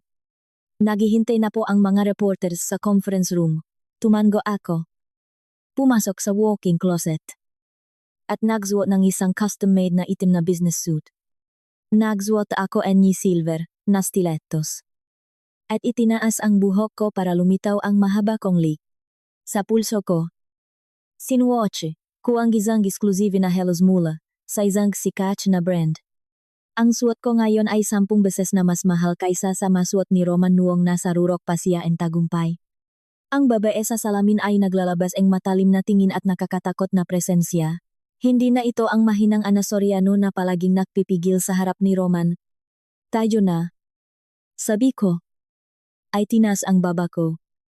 At naglakad palabas ng pinto. Paglabas ko niya gate ni mansyon sa Forbes Park. Isang itim na Rolls-Royce Phantom ang tahimik na huminto sa harap ko. Pinuksan ng driver ang pinto at magalang na yumuko. Dito po tayo. Ma'am Anna. Ang makapitbahay na nakarinig ng ingay ay sumilip mula sa mabintana nila. Hindi nila maitago ang gulat sa nakikita nila. Dati. Siguro akala nila isa lang, akong babae mula sa mayamang pamilya. Walang naakala na isa akong napakahalagang tao na sinusundo pa ang isang super luxury na kotse. Kagalang-galang akong sumakay sa kotse. Ang malambot na leather ang upuan. Ang maranja pero eleganteng interior. Lahat sa sasakyang, ito ay amoy pera. Dahan-dahang umandar ang kotse. Palabas ng elite na village. Patungo sa head office ng Soriano Group sa Makati CBD, habang nakatingin sa labas mula sa tinted na salamin. Nangako ako sa sarili ko. Ngayon, ipapakita ko sa mundo kung sino si Ana Soriano, si Roman Villanueva, at si Lia Perez. Panginginigin ko kayo sa takot at pagsisisihan niyo ang lahat ng ginawa niyo noon. Makalipas ang 30 minuto, huminto ang kotse sa harap ng main building ng Soriano Group. Ang 8-0-story na skyscraper, na ito ay isa sa mga kilalang building sa Makati at pagari ng pamilya namin. Pagkahinto nagkotse at pakbaba ko. Sinalubong ako ng general manager ng korporasyon na si Director Boyet. Kasama ang board of directors. Welcome po. Mama na. Bati, ni Director Boyet. Tumango ako at pumasok sa building kasama sila. Puno ng nga reporters ang lobby. Pagpasok ko, lahat ng kamera ay nakatutok sa akin. At walang tigil ang pagkislap ng nga flash. Nagunahan ang mga reporters para makalapit sa akin. Ma'am Anna, totoo po bang kayo ang tagapagmana ng Soriano Group? Ma'am Anna, bakit niyo po itinago ang pagkatao niyo sa mahabang panahon, Ma'am Anna? Totoo po bang kayo ang may pakagagawan ng pakabangkaroteng kumpanya ni Roman Villanueva? Tinaas ko ang kamay ko para patahimikin sila. May maliit na ngiti sa labi. Nagsalita ako sa isang malinaw at matatak na boses. Pakiusap. Manahimik muna ang lahat. Alam kong marami kayong tanong. Sa press conference, sasagutin ko ang lahat ng iyan. Kasama si Director Boyet. Pumasok ako sa conference room at umupo sa gitna. Puno ang kwarto ng nga kinatawan mula sa malalaking media networks at kilalang tao sa negosyo. Tiningnan ko silang lahat. Kinuha ang mikropono. At dahan-dahang nagsalita. Magandang umaga sa inyong lahat. Ako si Ana Soriano. Ang nag-isang tagapagmana ng Soriano Group of Companies. Sa isang linyang iyon, umingay ng husto ang buong kwarto. Muling nabuhay ang mga reporters, mas lalong dumami ang kislap ng mga kamera. Si Ana Soriano talaga ang tagapagmana ng Soriano Group, hindi makapaniwala, Ma'am Ana. Ang Soriano Group ay isang nangungunang kumpanya na may assets na daan-daang bilyong piso. Bakit po kayo, bilang nag-isang tagapagmana, ay nagpakasal kay Roman Villanueva at pinondohan pa ang negosyo niya, Ma'am Ana? Kayo po ba ang nakplanong pagkabangkaroteng kumpanya ni Roman Villanueva? Ngumiti ako ng bahaya at kaamadong sumagot. Una, totoo ako ang nag-isang tagapagmana ng Soriano Group. Kukumpirmahin ito mismo ang aking ama, ang chairman ng Soriano Group na si Don Vicente Soriano. Sa pamamagitan ng video call mamaya. Pangalawa, Ang dahilan ng pagpapakasal ko kay Roman Villanueva ay dahil akala ko isa siyang tapat at masipag na tao. Gusto ko siyang bigyan ng pagkakataon. Pinondohan ko ang negosyo niya dahil umasa akong magtatagumpay siya at hindi niya bibiguin ang mainaasahan ko. Dito. Biglang naging malamig ang boses ko. Anunit. Sinira niya ang tiwala ko. Sa aming kasal. Nagtaksil siya. At ginamit ang pera ko para buhayin ang kabit niya. At ang mas malala. Siya at ang nanay niya ay nakipagsapwatan para lokohin ako at ang pamilya ko. Kaya ko binawi ang mga investment ko. Ang pagkabangkarote ang kumpanya niya ay purong karma niya lang. Ito ang nararapat na katapusan para sa isang taong nagtaksil sa kasal at sinuklian ng kasamaan ang kabutihan. Pakasabi ko nito. Sumanyas ako sa asistang ko. Ang mamalalaswang litrato ni na Roman at Leah. Ang mga audio recordings. At ang nga ebidensya ngang pang-api sa akin ni Aling Rosa. Lahat ito ay lumabas sa malaking screen. Natigilan ang mga reporters habang nakatingin sa screen. Nagkagulo sa conference room. Diyos ko, isa palang walang hiyang tao itong si Roman Villanueva na nanlalaki na nga. Ginagamit pa ang perangang asawa para sa kabit. Tapos ang nanay niya. Inaapi pa ang manugang nakakabali. Bumuhos ang pambabatikos mula sa mga reporters. Lahat sila ay nakatingin sa screen ng may galit at pandidiri. Sa mismong sandaling iyon. Tumunog ang cellphone ko mula kay Roman. Tinaas ko ang kilay ko at iniloudspeaker ito. Anna. Anong ginagawa mo ngayon? Ang boses ni Roman ay hysterical. Parang balif. Ikaw. Ikaw ang tagapagmana M. Soriano Group, bakit mo itinago ito sa akin? Simula pa lang. Pinaglalaruan mo na ako. Lahat ng mata sa conference room ay nakatutok sa cellphone ko. Tumawa ako ng malamig at nagsalita. Roman. Itinago ko ang pagkatao ko dahil hindi ka karapat-dapat makaalam. Noong una. Akala ko ikaw ay isang lalaking kayang tumayo sa sariling paa at may pangarap. Pero nang bigyan kitang pagkakataon. Isa ka lang palang palamunin na walang utang na loob at husto lang makbuhay mayaman. Noong nagtataksil ka at binubuhay ang kabit mo gamit ang pera ko. Hindi mo ba naisip na kanito ang kahinatnan mo, Anna? Ikaw. Naging bulag ako, nagpakasal ako, sa isang ahas na sumira sa kumpanya ko at dumurok sa pagkatao ko. Lalabanan kita hanggang dulo tumawa ako ng nakakainsulto. Roman? Manalamin ka nga. Sa kalagayan mo ngayon. Anong karapatan mong kalabanin ako? Tingnan mo ang sarili mo. Nawala na ang lahat sayo at itinapon ka na ang lahat. Hindi ba, kasalanan mo lahat yan? At makinig kang mabuti. Simula pa lang ito. Ang mautang mo sa akin. Sisingilin ko isa-isa ng walang kahit anong awa. Agad kong pinatay ang tawag. Nawalan ngang masabi ang mga reporter sa loob ng kwarto habang pinapanood ang kapanapanabik na dramang ito. Grabe. Hindi makapaniwala. Nakuha ni Roman Villanueva ang nararapat sa kanya. Ang galing ni Maam Ana, ganyan talaga dapat itrato ang mabasurang ganyan. Ipinagpatuloy ko ang pagsasalita sa mga reporters. Ipinatawag ko ang emergency press conference na ito. Hindi lang para ibunyak ang pagkatao ko, kundi para magbigay ng babala. Kahit sino man ang magtaksil sa kasal at walang utang na loob. Siguradong makakatikim ng parusa. Binabalaan ko rin ang sinumang magtatangkang kalabanin ako o ang pamilya Soriano. Lugar niyo ang alamin niyo, at huwag kayong gagawaan katangahan. Sa sandaling iyon, lumabas sa malaking screen ang video ng papa ko. Suot ang isang formal na suit. Seryosong nagsalita ang papa ko. Magandang umaga sa inyong lahat. Ako si Don Vicente Soriano. Anak ko si Anna Soriano. At toto na siya ang nagisang tagapagmana ng Soriano Group. Sa buong panahong ito, hinayaan namin siyang itago ang pagkatao niya dahil umasa kaming makakahanap siya ng tunay na pag-ibig sa isang simpleng buhay. Ngunit, naging walang utang na loob si Roman Villanueva. Nagtaksil sa anak ko. At niloko ang pamilya namin. Kaya naman. Idinedeklara ko hinding-hindi mapapatawat ng pamilya Soriano si Roman Villanueva o ang pamilya niya. Gagamitin namin ang lahat Nege koneksyon namin para panagutin siya sa batas at singilin ang lahat nege utang niya sa anak ko. Ang masalita nga, papa ko ang naging huling patunay ngang pagkatao ko. At isang nakakamatay na suntok para kay Roman. Pagkatapos ng press conference, palabas na sana ako ngang lobby nang biglang sumugot si Aling Rosa na parang bali. Ana Soriano, ibalik mo ang buhay nga anak ko sira, na ang buhay nga anak ko lumabas ka diyan susugurin sana ako ni Aling Rosa. Promabilis siyang hinarang ng nga guardiya. Aling Rosa, hindi pa rin ba kayo natatauhan malamig kong sermon sa kanya? Ang nangyari sa anak niyo ay sarili niyang karma.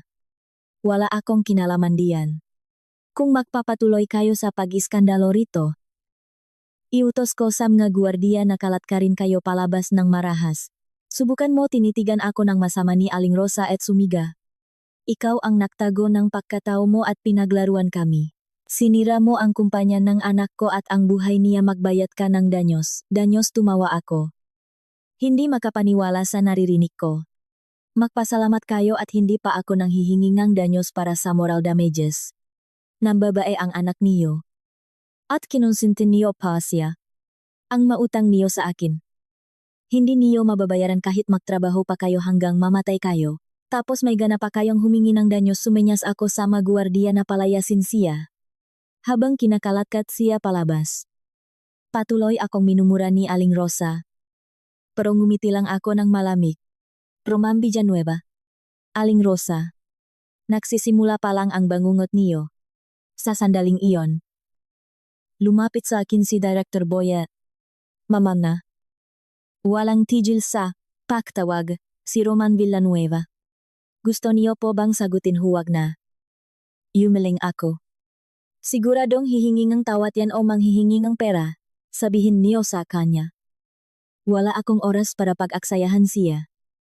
At sabihan ng mga abogado na bili siya ng kasyo, siguraduhin niyong may babalik niya lahat ng utang niya sa akin. Pagkalis ng Rolls Royce ko mula sa head office, nakpadala ngang mensahe si Susan. Ma'am Anna, nahihintay po si Roman Villanueva sa main gate ng kumpanya. Kailangan niya raw po kayong makita. Umiyak po siya at nagmamakaawang bumalik. Ang ingay-ingay po doon. Tumawa ako at sinabi sa driver. Ikot mo ang sasakyan. Ang swerte naman hindi ko pa nga siya lubos na napapahiya. Kusa na siyang lumapit. Bumalik ang sasakyan sa building ng Soriano Group. Mula sa malayo, makikita na ang maraming tao. Sa gitnang matao, nakatayo si Roman. May hawak siyang isang luma at sira-sirang bag. Gulo-gulo ang buhok at marumi ang gamit. Nang makita ang sasakyan ko, kumaway siya ng desperado, parang ginakakita ni Zaubabida. Pagkahinto ng kotse at pakbaba ko, nakipaksiksikan si Roman sa mga tao at tumakbo palapit sa akin. Nakayuko na parang isang binugbog na aso. Nanginig ang pag at nalaglag mula sa mga kamay niya. Nakalat ang mabulok na mansanas. Isang kahoy na suklay na tuklap-tuklap na ang pintura. At isang mumurahing plastik na ipit sa buhok. Ana, nakamali ako. Nakamali talaga ako. Niyakap ni Roman ang mga binti ko at umiyak ng malakas. Hindi sana kita niloko. Hindi ko sana winaldas ang pera mo sa pambababae. Hindi ko sana pinakinggan ang nanay ko at hinayaang apihin ka. Parang awa mo na. Bigyan mo akong isa pang pagkakataon. Magsimula tayo ulit. Pangako. Magpapakabait na ako. Hindi na ako gagawa ng kalokohan. Gulat na gulat ang mga tao sa paligid. Inilabas nila ang mga cellphone nila at nagsimulang kumuha ng video. Diyos ko. Si Roman Villanueva yan. Yung nasa balita ngayon nagmamakaawang bumalik. Ang kaawa-awa naman. Lumuhot pa talaga at nagmamakaawa. Tapos ang cheap ng mga regalong dala. Si Ma'am Anna. Tagapagmana no Soriano Group. Babalikan pa ba niya ang basurang yan puno ng pandidiri? Sinubukan kong tanggalin ang binti ko mula sa pagkakayakap niya. Pero masyadong mahigpit ang kapit ni Roman. Roman. Hindi ka ba nahihiya? Ako ang nahihiya para sayo. Hindi. Anna. Hindi kita bibitawan. Mas lalong naging hysterical ang iyak ni Roman. Alam kong nakamali ako. Alam kong hindi ako karapat-dapat sayo. Pero mahal talaga kita. Dahil lang ito sa pagod kaya ako naloko ng Lia na iyon. Ngayon, alam ko na ang totoong kulay niya. Ikaw lang ang nasa puso ko. Anna. Mahal talaga kita. Tiningnan ko siya pababa at tumawa. Roman. Hindi mo. Ako mahal. Mahal mo ang pera na pamilya namin. Dati. Noong hindi mo pa alam kung sino talaga ako. Pinaktaksilan mo ako. Ngayon. Nang malaman mong ako ang tagapagmanaing Soriano Group. Gumagapang ka at nakmamakaawang bumalik. Akala mo ba tanga ako hindi? Anna. Mahal talaga kita nadapa lang ako nun. Pero ngayon nagsisisi na talaga ako para sayo. Handa akong gawin ang lahat kahit tumalon, pa ako sa apoy. Sa apoy tinaas ko ang kilay ko at tiningnan siya. Kung ganon. Subukan mong gumapang mula rito, hanggang sa dulo ang kalsada. Kung makakagapang ka papunta at pabalik. Pag-isipan ko, natigilan, si Roman sandali. Mabilis na namutla ang mukha niya. Tapos naging kulay asul. Nagbubulungan ang mga tao sa paligid. May naksabing sumusobra na raw ang hiling ko. Pero mas marami ang sumang-ayon na nararapat lang itong parusa. Ramdam ang matingin ng tao. Namula ang mukha ni Roman at nag-alangan siya. Ano hindi mo kayang ngumisi ako ng nakakainsulto? Roman. Kahit konting hirap. Ayaw mong gawin. Tapos sasabihin mong handa kang gawin ang lahat. Hindi totoo na gusto mong bumalik. Gusto mo lang ulit maging palamunin at mabuhay sa prako. Hindi. Hindi ganyan nakpanik na sigaw ni Roman. Anna. Nagsisisi talaga ako. Parang awa mo na. Bigyan mo ako ng pakakataon. Tingnan mo. Binilhan kitang maregalo. Galing sa puso ko ito. Hinahanap ko pa sa iba't ibang palengke ang suklay na ito. At itong ipit. Ito yung design na gusto mo dati. Habang nakatingin sa mga basurang nakakalat sa kalsada. Gusto kong tumawa. Roman. Akala mo ba dahil mukha akong mahirap dati sa paningin mo? Pwede mo nang ihagis ang mga basurang ito at maiyak na ako para kay Lia. Bumili kang nga diamante at bag na daan-daang libo ang halaga. Tapos sa akin. Ito ang ibibigay mo, inuto mo ba ako hindi? Ana. Wala na talaga akong pera. Ito lang ang kaya kong bilhin. Pahina ng pahina ang boses ni Roman. Punong hiya at pagdurusa ang mga mata niya. Walang pera, tumawa ako ng pagak. Noong winawaldas mo ang pera ko na parang tubig sa malanding iyon. Hindi mo ba naisip na darating ang araw na ito ngayon na nasa ibaba ka na? Gumagapang ka sa akin. Umaasa neng, awa Roman. Makinig kang mabuti. Kahit tumandang dalaga ako. Hinding-hindi ako babalik sa isang sinungaling. Mukhang pera. At walang utang na loob na taong tulad mo. Sumigaw ako sa mga guwardiyang nakatayo sa tabi. Kalat ka rin niyo siya itapon, niyo sa malayo, huwag niyong, hayaang makita ko pa ang pagmumuha niya. Masusunod po. Ma'am Anna. Agad na humakbang ang maguwardiya para kalat ka rin si Roman. Anna. Parang awa mo na. Huwag, mahal na mahal kita, kumapit si Roman sa binti ko at ayaw bumitaw. Alam kong galit ka pa. Pwede mo akong saktan. Murahin. Basta patawarin mo lang ako. Handa akong gawin ang lahat, saktan mo ako. Parang awa mo na masyadong mahal ang mga kamay ko para dumihan sayo. Sumunyas ako sa mga guwardiya ng may malamig na tingin. Kalat ka rin niyo na yan. Kung kailangan niyong gumamit ng dahas. Bahala kayo. Walang pag-alinlangang puwersahang tinanggal ng maguwardiya ang mga kamay ni Roman at kinalatkat siya palayo. Nagwala si Roman at sumiga. Anna. Hindi ako susuko maghihintay. Ako hanggang sa mapatawat mo ako, bahala ka. Mapang-insultong sagot ko.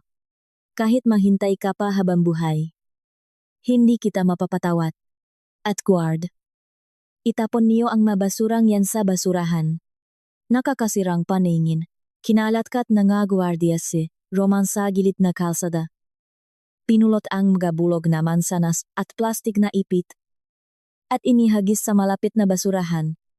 Pinanut ni Roman kung paano itapon ang mga regalo niya sa basurahan. At tiningnan ang malamig kong likuran. Nanghina ang mga binti niya. Bumagsak siya sa kalsada at umiyak ng puno ng pagdurusa. Tinuturo siya ng gataw at kinukuhanan ng litrato. Sa sandaling iyon, tuluyan nang nadurok ang dangal niya sa putikan. Pumasok ako sa building ng Soriano Group. Papalayo ng papalayo ang iyak ni Roman at ang tawanan ng mga tao. Isa lang ang nasa isip ko, kasiyahan. Roman, ito ang kapalit na pagtataksil mo. Akala mo kapag lumuhot ka at nagmakawa, tatanggapin kita ulit, huwag kang mangarap. Pagbalik ko sa opisina, dinalan ako ni Susan ng isang mainit na tsa. Ma'am Anna, ayos lang po ba kayo? Wala talagang konsensya ang Roman Villanueva na yan. Ayos lang ako. Humigop akong tsa at kalmadong sumagot. Ang maganyang tao. Kailangang ipahiya sa publiko para marealise nila ang ginawa nila. Nga pala, dagdag ni Susan, may balita rin po tungkol kay Lia Perez.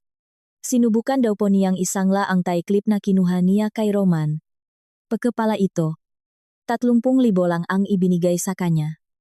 Nagiskandalo raw po siya sa pawn shop. Talaga tinaas ko ang kilay ko. Mas lalong naintriga. Ibig sabihin, niloko rin ni Roman si Lia. Magaling. At saka po, base sa investigasyon natin, palihim daw pang kumuha si Lia ng daan-daang libong piso mula sa account kang kumpanya ni Roman dati. Ngayon, plano niya raw pong tumakas papunta sa ibang probinsya dala ang pera. Tatakas, ngumiti ako ng nakakaloko. Hindi ganong kabilis. Nagpakasarap siya gamit ang pera ko tapos akala niya hahayaan ko siyang makatakas. Tawagan mo ang abogado. Siguraduhin mong makakasuhan din si Lia. Pilitin niyo siyang ibalik lahat ng perang ninakaw niya. Masusunod po. Mama na. Nakatayo ako sa bintana. Nakatingin pababa mula sa taas ng Makati CBD. Nakatambay pa rin si Roman sa harap ng building. Wasak na wasak. Ngumiti ako ng malamig. Roman. Lia. Ngayon palang nagsisimula ang totoong impyerno niyo.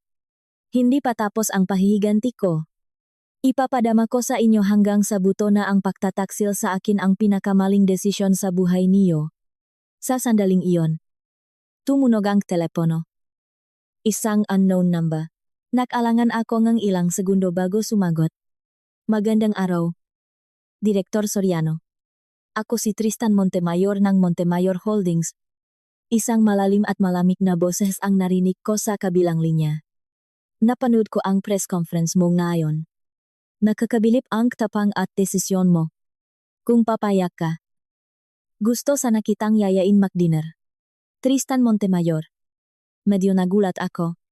Ang Montemayor Holdings ay isang malaking korporasyon na kasing yaman ang Soriano Group, at si Tristan Montemayor ay isang sikat na tao sa mundo ng negosyo sa Pilipinas. Bata, makalenging, at gwapo. Hindi ko inakalang bigla siyang tatawa. Salamat sa papuri, Tristan. Sagot ko na may maliit na ngiti. Pero medyo busy ako ngayon. Hindi ko alam kung magkakaroon ako ng oras. Walang problema. Kaumadupahing ang giboses ni Tristan. Handa akong maghintay hanggang magka-oras ka. Sa totoo lang, may isang project akong pinag-isipan. Tingin ko, perfect dito para sa Soriano Group. Kaya gusto sana kitang makausap ng personal para pag-usapan ito. Bonus na lang ang dena. Naintriga ako sa sinabi niyang project. Napakalaking ang impluensya ng Montemayor Holdings. Ang makipagpartner sa kanila ay napakagandang oportunidad para sa paglago ng kumpanya namin. Tumango ako. Kung ganon, paano kung bukas ng gabi sa isang restaurant sa BGC? Perfect. Masaya ang boses ni Tristan. See you tomorrow. Direktor Soriano, ibinaba ko ang tawag. Ewan ko ba? Parang may kung anong tumibok sa dibdib ko. Lagi kong naririnig ang pangalang Tristan Montemayor. Pero hindi pa kami nakikita. Hindi ko inaasahang makrus ang landas namin sa ganitong paraan. Samantala, matapos magiskandalo sa pawn shop, 30,000 lang ang nakuha ni Lia. Nakatayo siya sa kanto. Hawak ang ilang lukot na libuhin. Pinipigilan niya ang galit habang nakatingin sa mga dumadaang mamahaling kotse. Dapat asawa na siya niya CEO ngayon. Nakasuot ng mamahaling damit mula sa Rustans.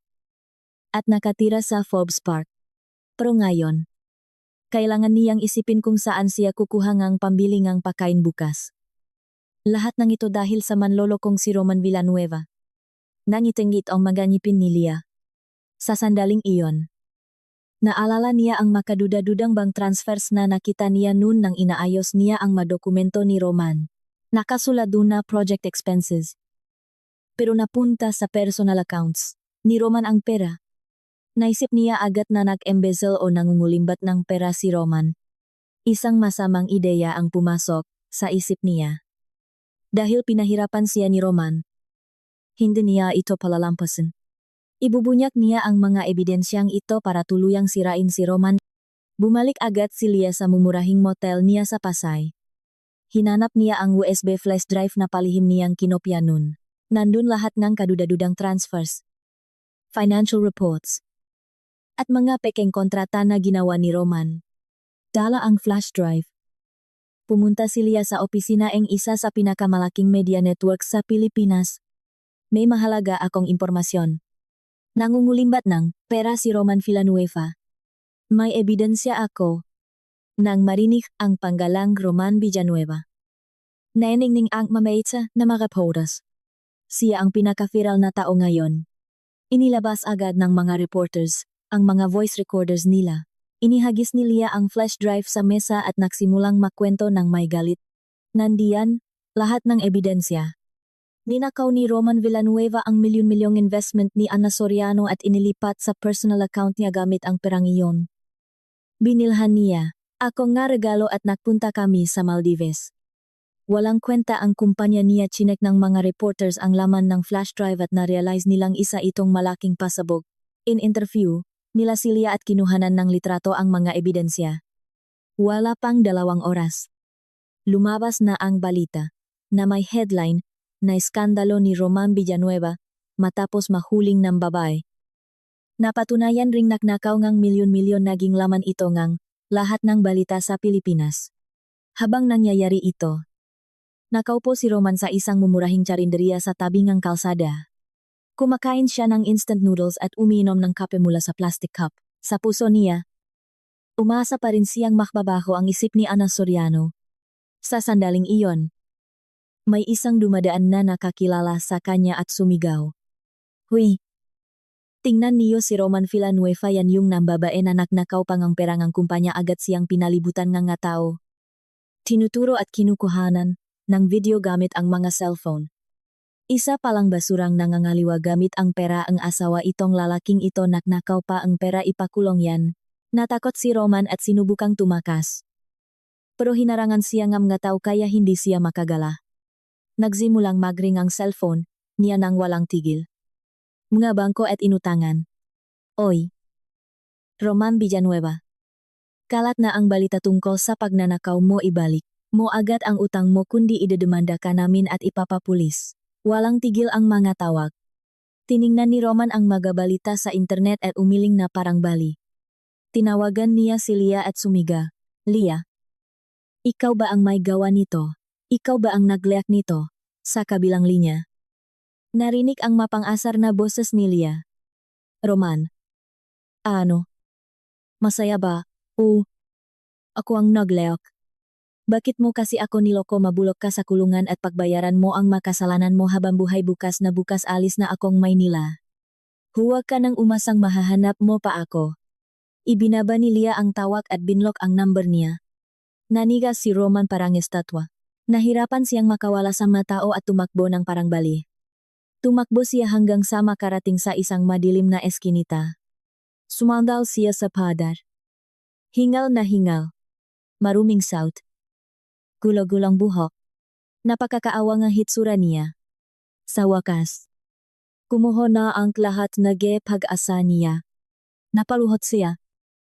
Hinawakan ang ulo. At umiyak ng mapait. Eksakto sa sandaling iyon, huminto ang isang itim na kotse sa harap ng eskinita. Bumaba ang dalawang lalaking nakasweet at naglakad palapit kay Roman. Roman Villanueva. Kami ang mag-aabogado niya na Soriano. Formal nang nagsampang ng kasong estafa at embezzlement si Ma'am Ana laban sa iyo. Sumama ka sa amin. Tiningnan sila ni Roman nang may desperasyon sa mga mata. Hindi. Wala akong pera. Ayaw kong makulong.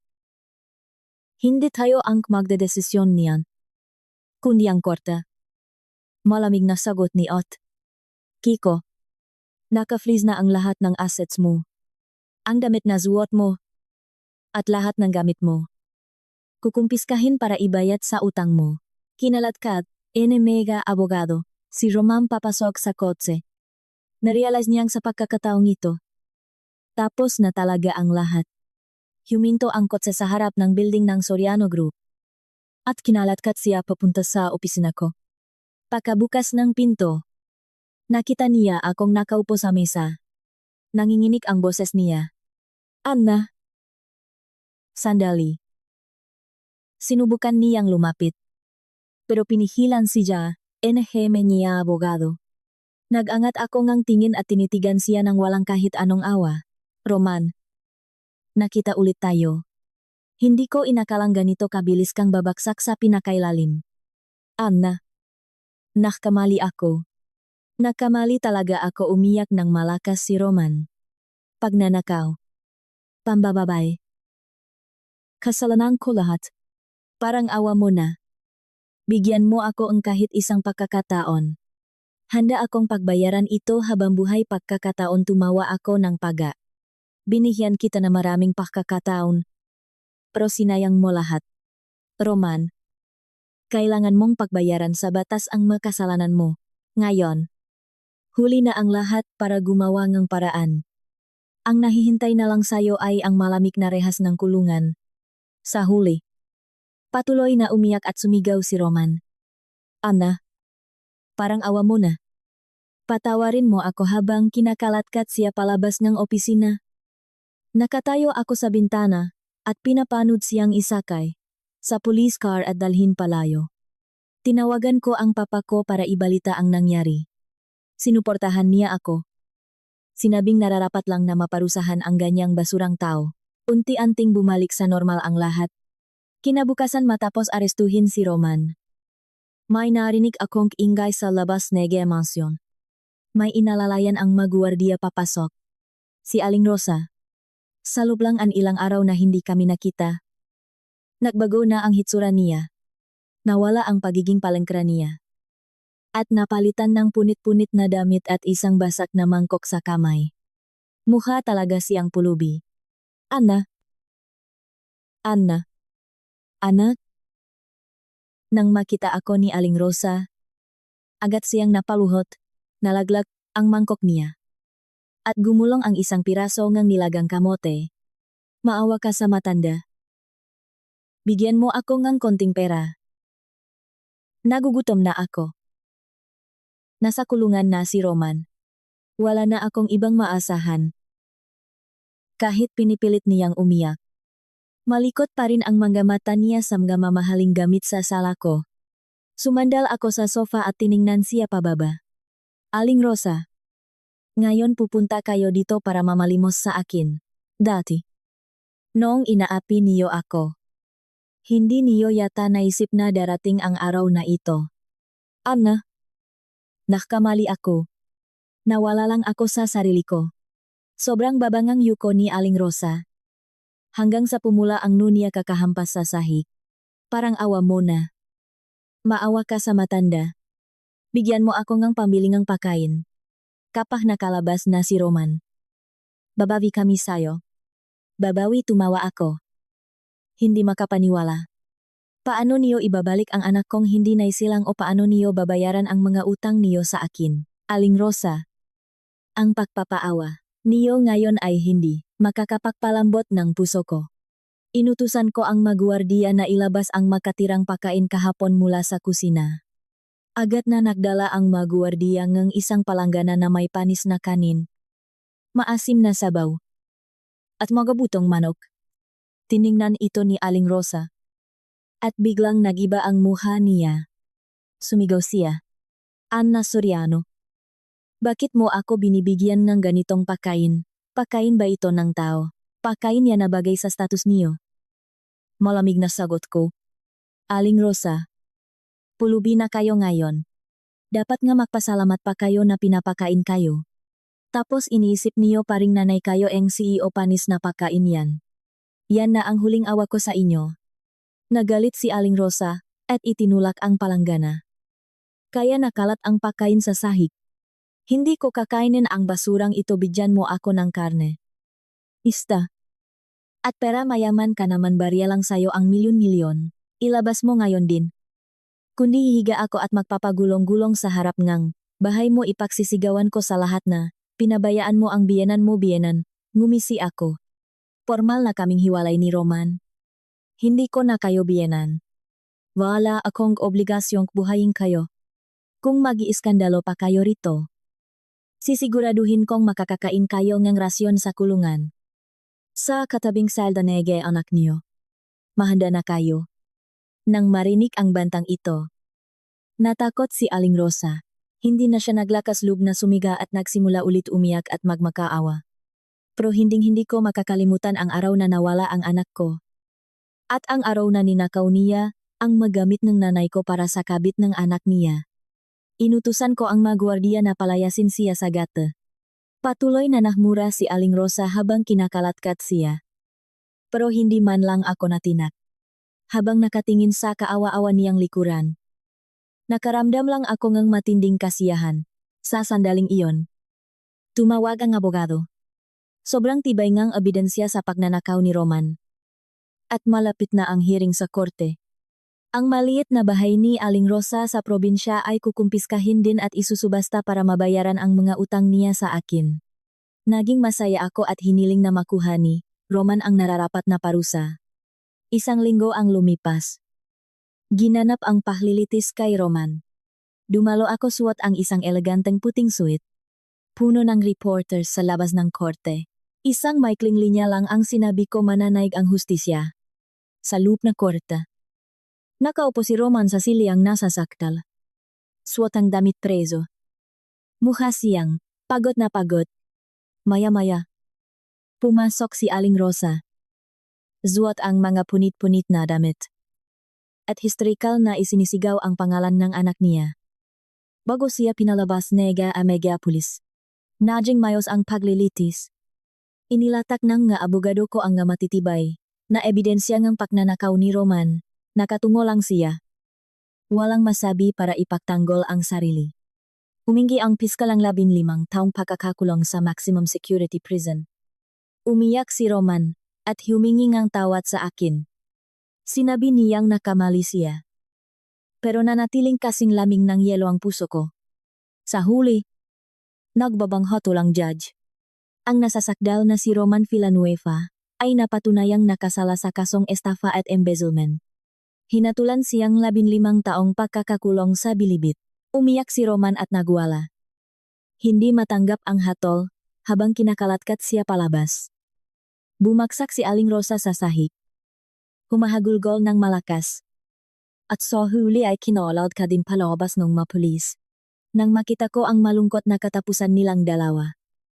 Naramdaman kong tuluyan nang nawala ang bigat sa dibdib ko. Kahit paano. Naging hustisya ito para sa anak kong hindi naisilang. Pagkatapos en paglilitis. Nakatanggap ako ang balita mula sa private detective tungkol kay Lia Press. Hindi pa rin sumusuko ang babaeng ito. Ngayon, madalas siyang tumambay sa mga mamahaling bar sa Begeche. Sinusubukang akitin ang isang matandang bilyonaryo. Agad kong tinipon ang lahat na ebidensya na relasyon nila ni Roman. Pati ang mga rekord ng pagnanakaw niyang pera. Ipinadala ko ito ng anonymous sa matandang bilyonaryo. Inaasahan na ang naging resulta. Nagalit ng husto ang bilyonaryo.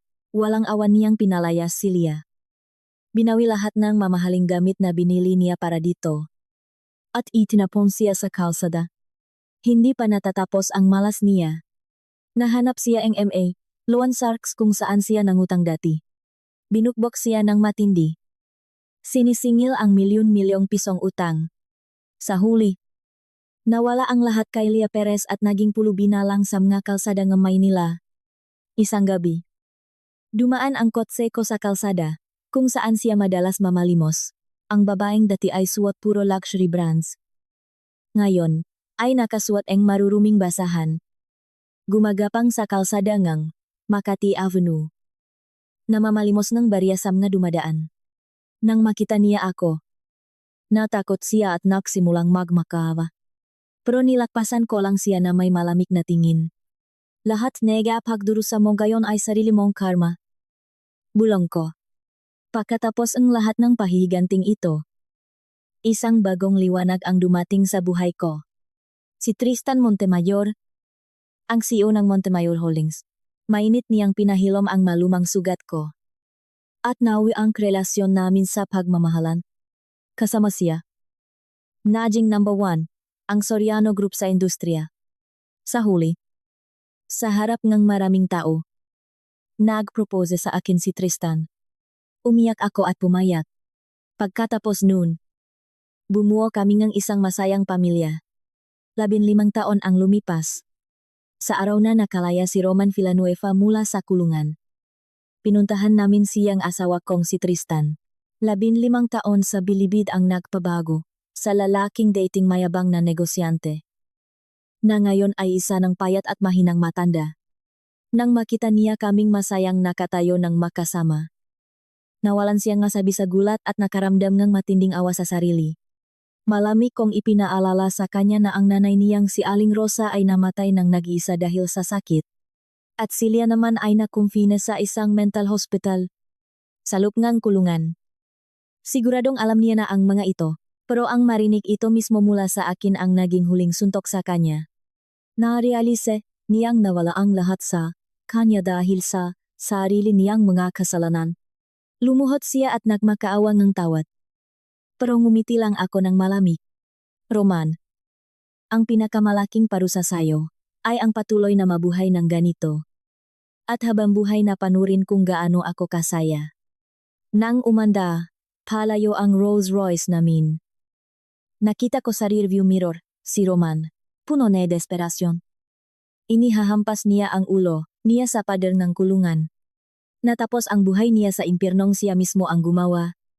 Mainit na hinawakan ng asawa ko ang kamay ko. Tuluyan na akong nakalaya sa masamang karma ngang nakaraan. At humakbang patungo sa tunay kong kaligayahan. Tapos na ang lahat. Opo.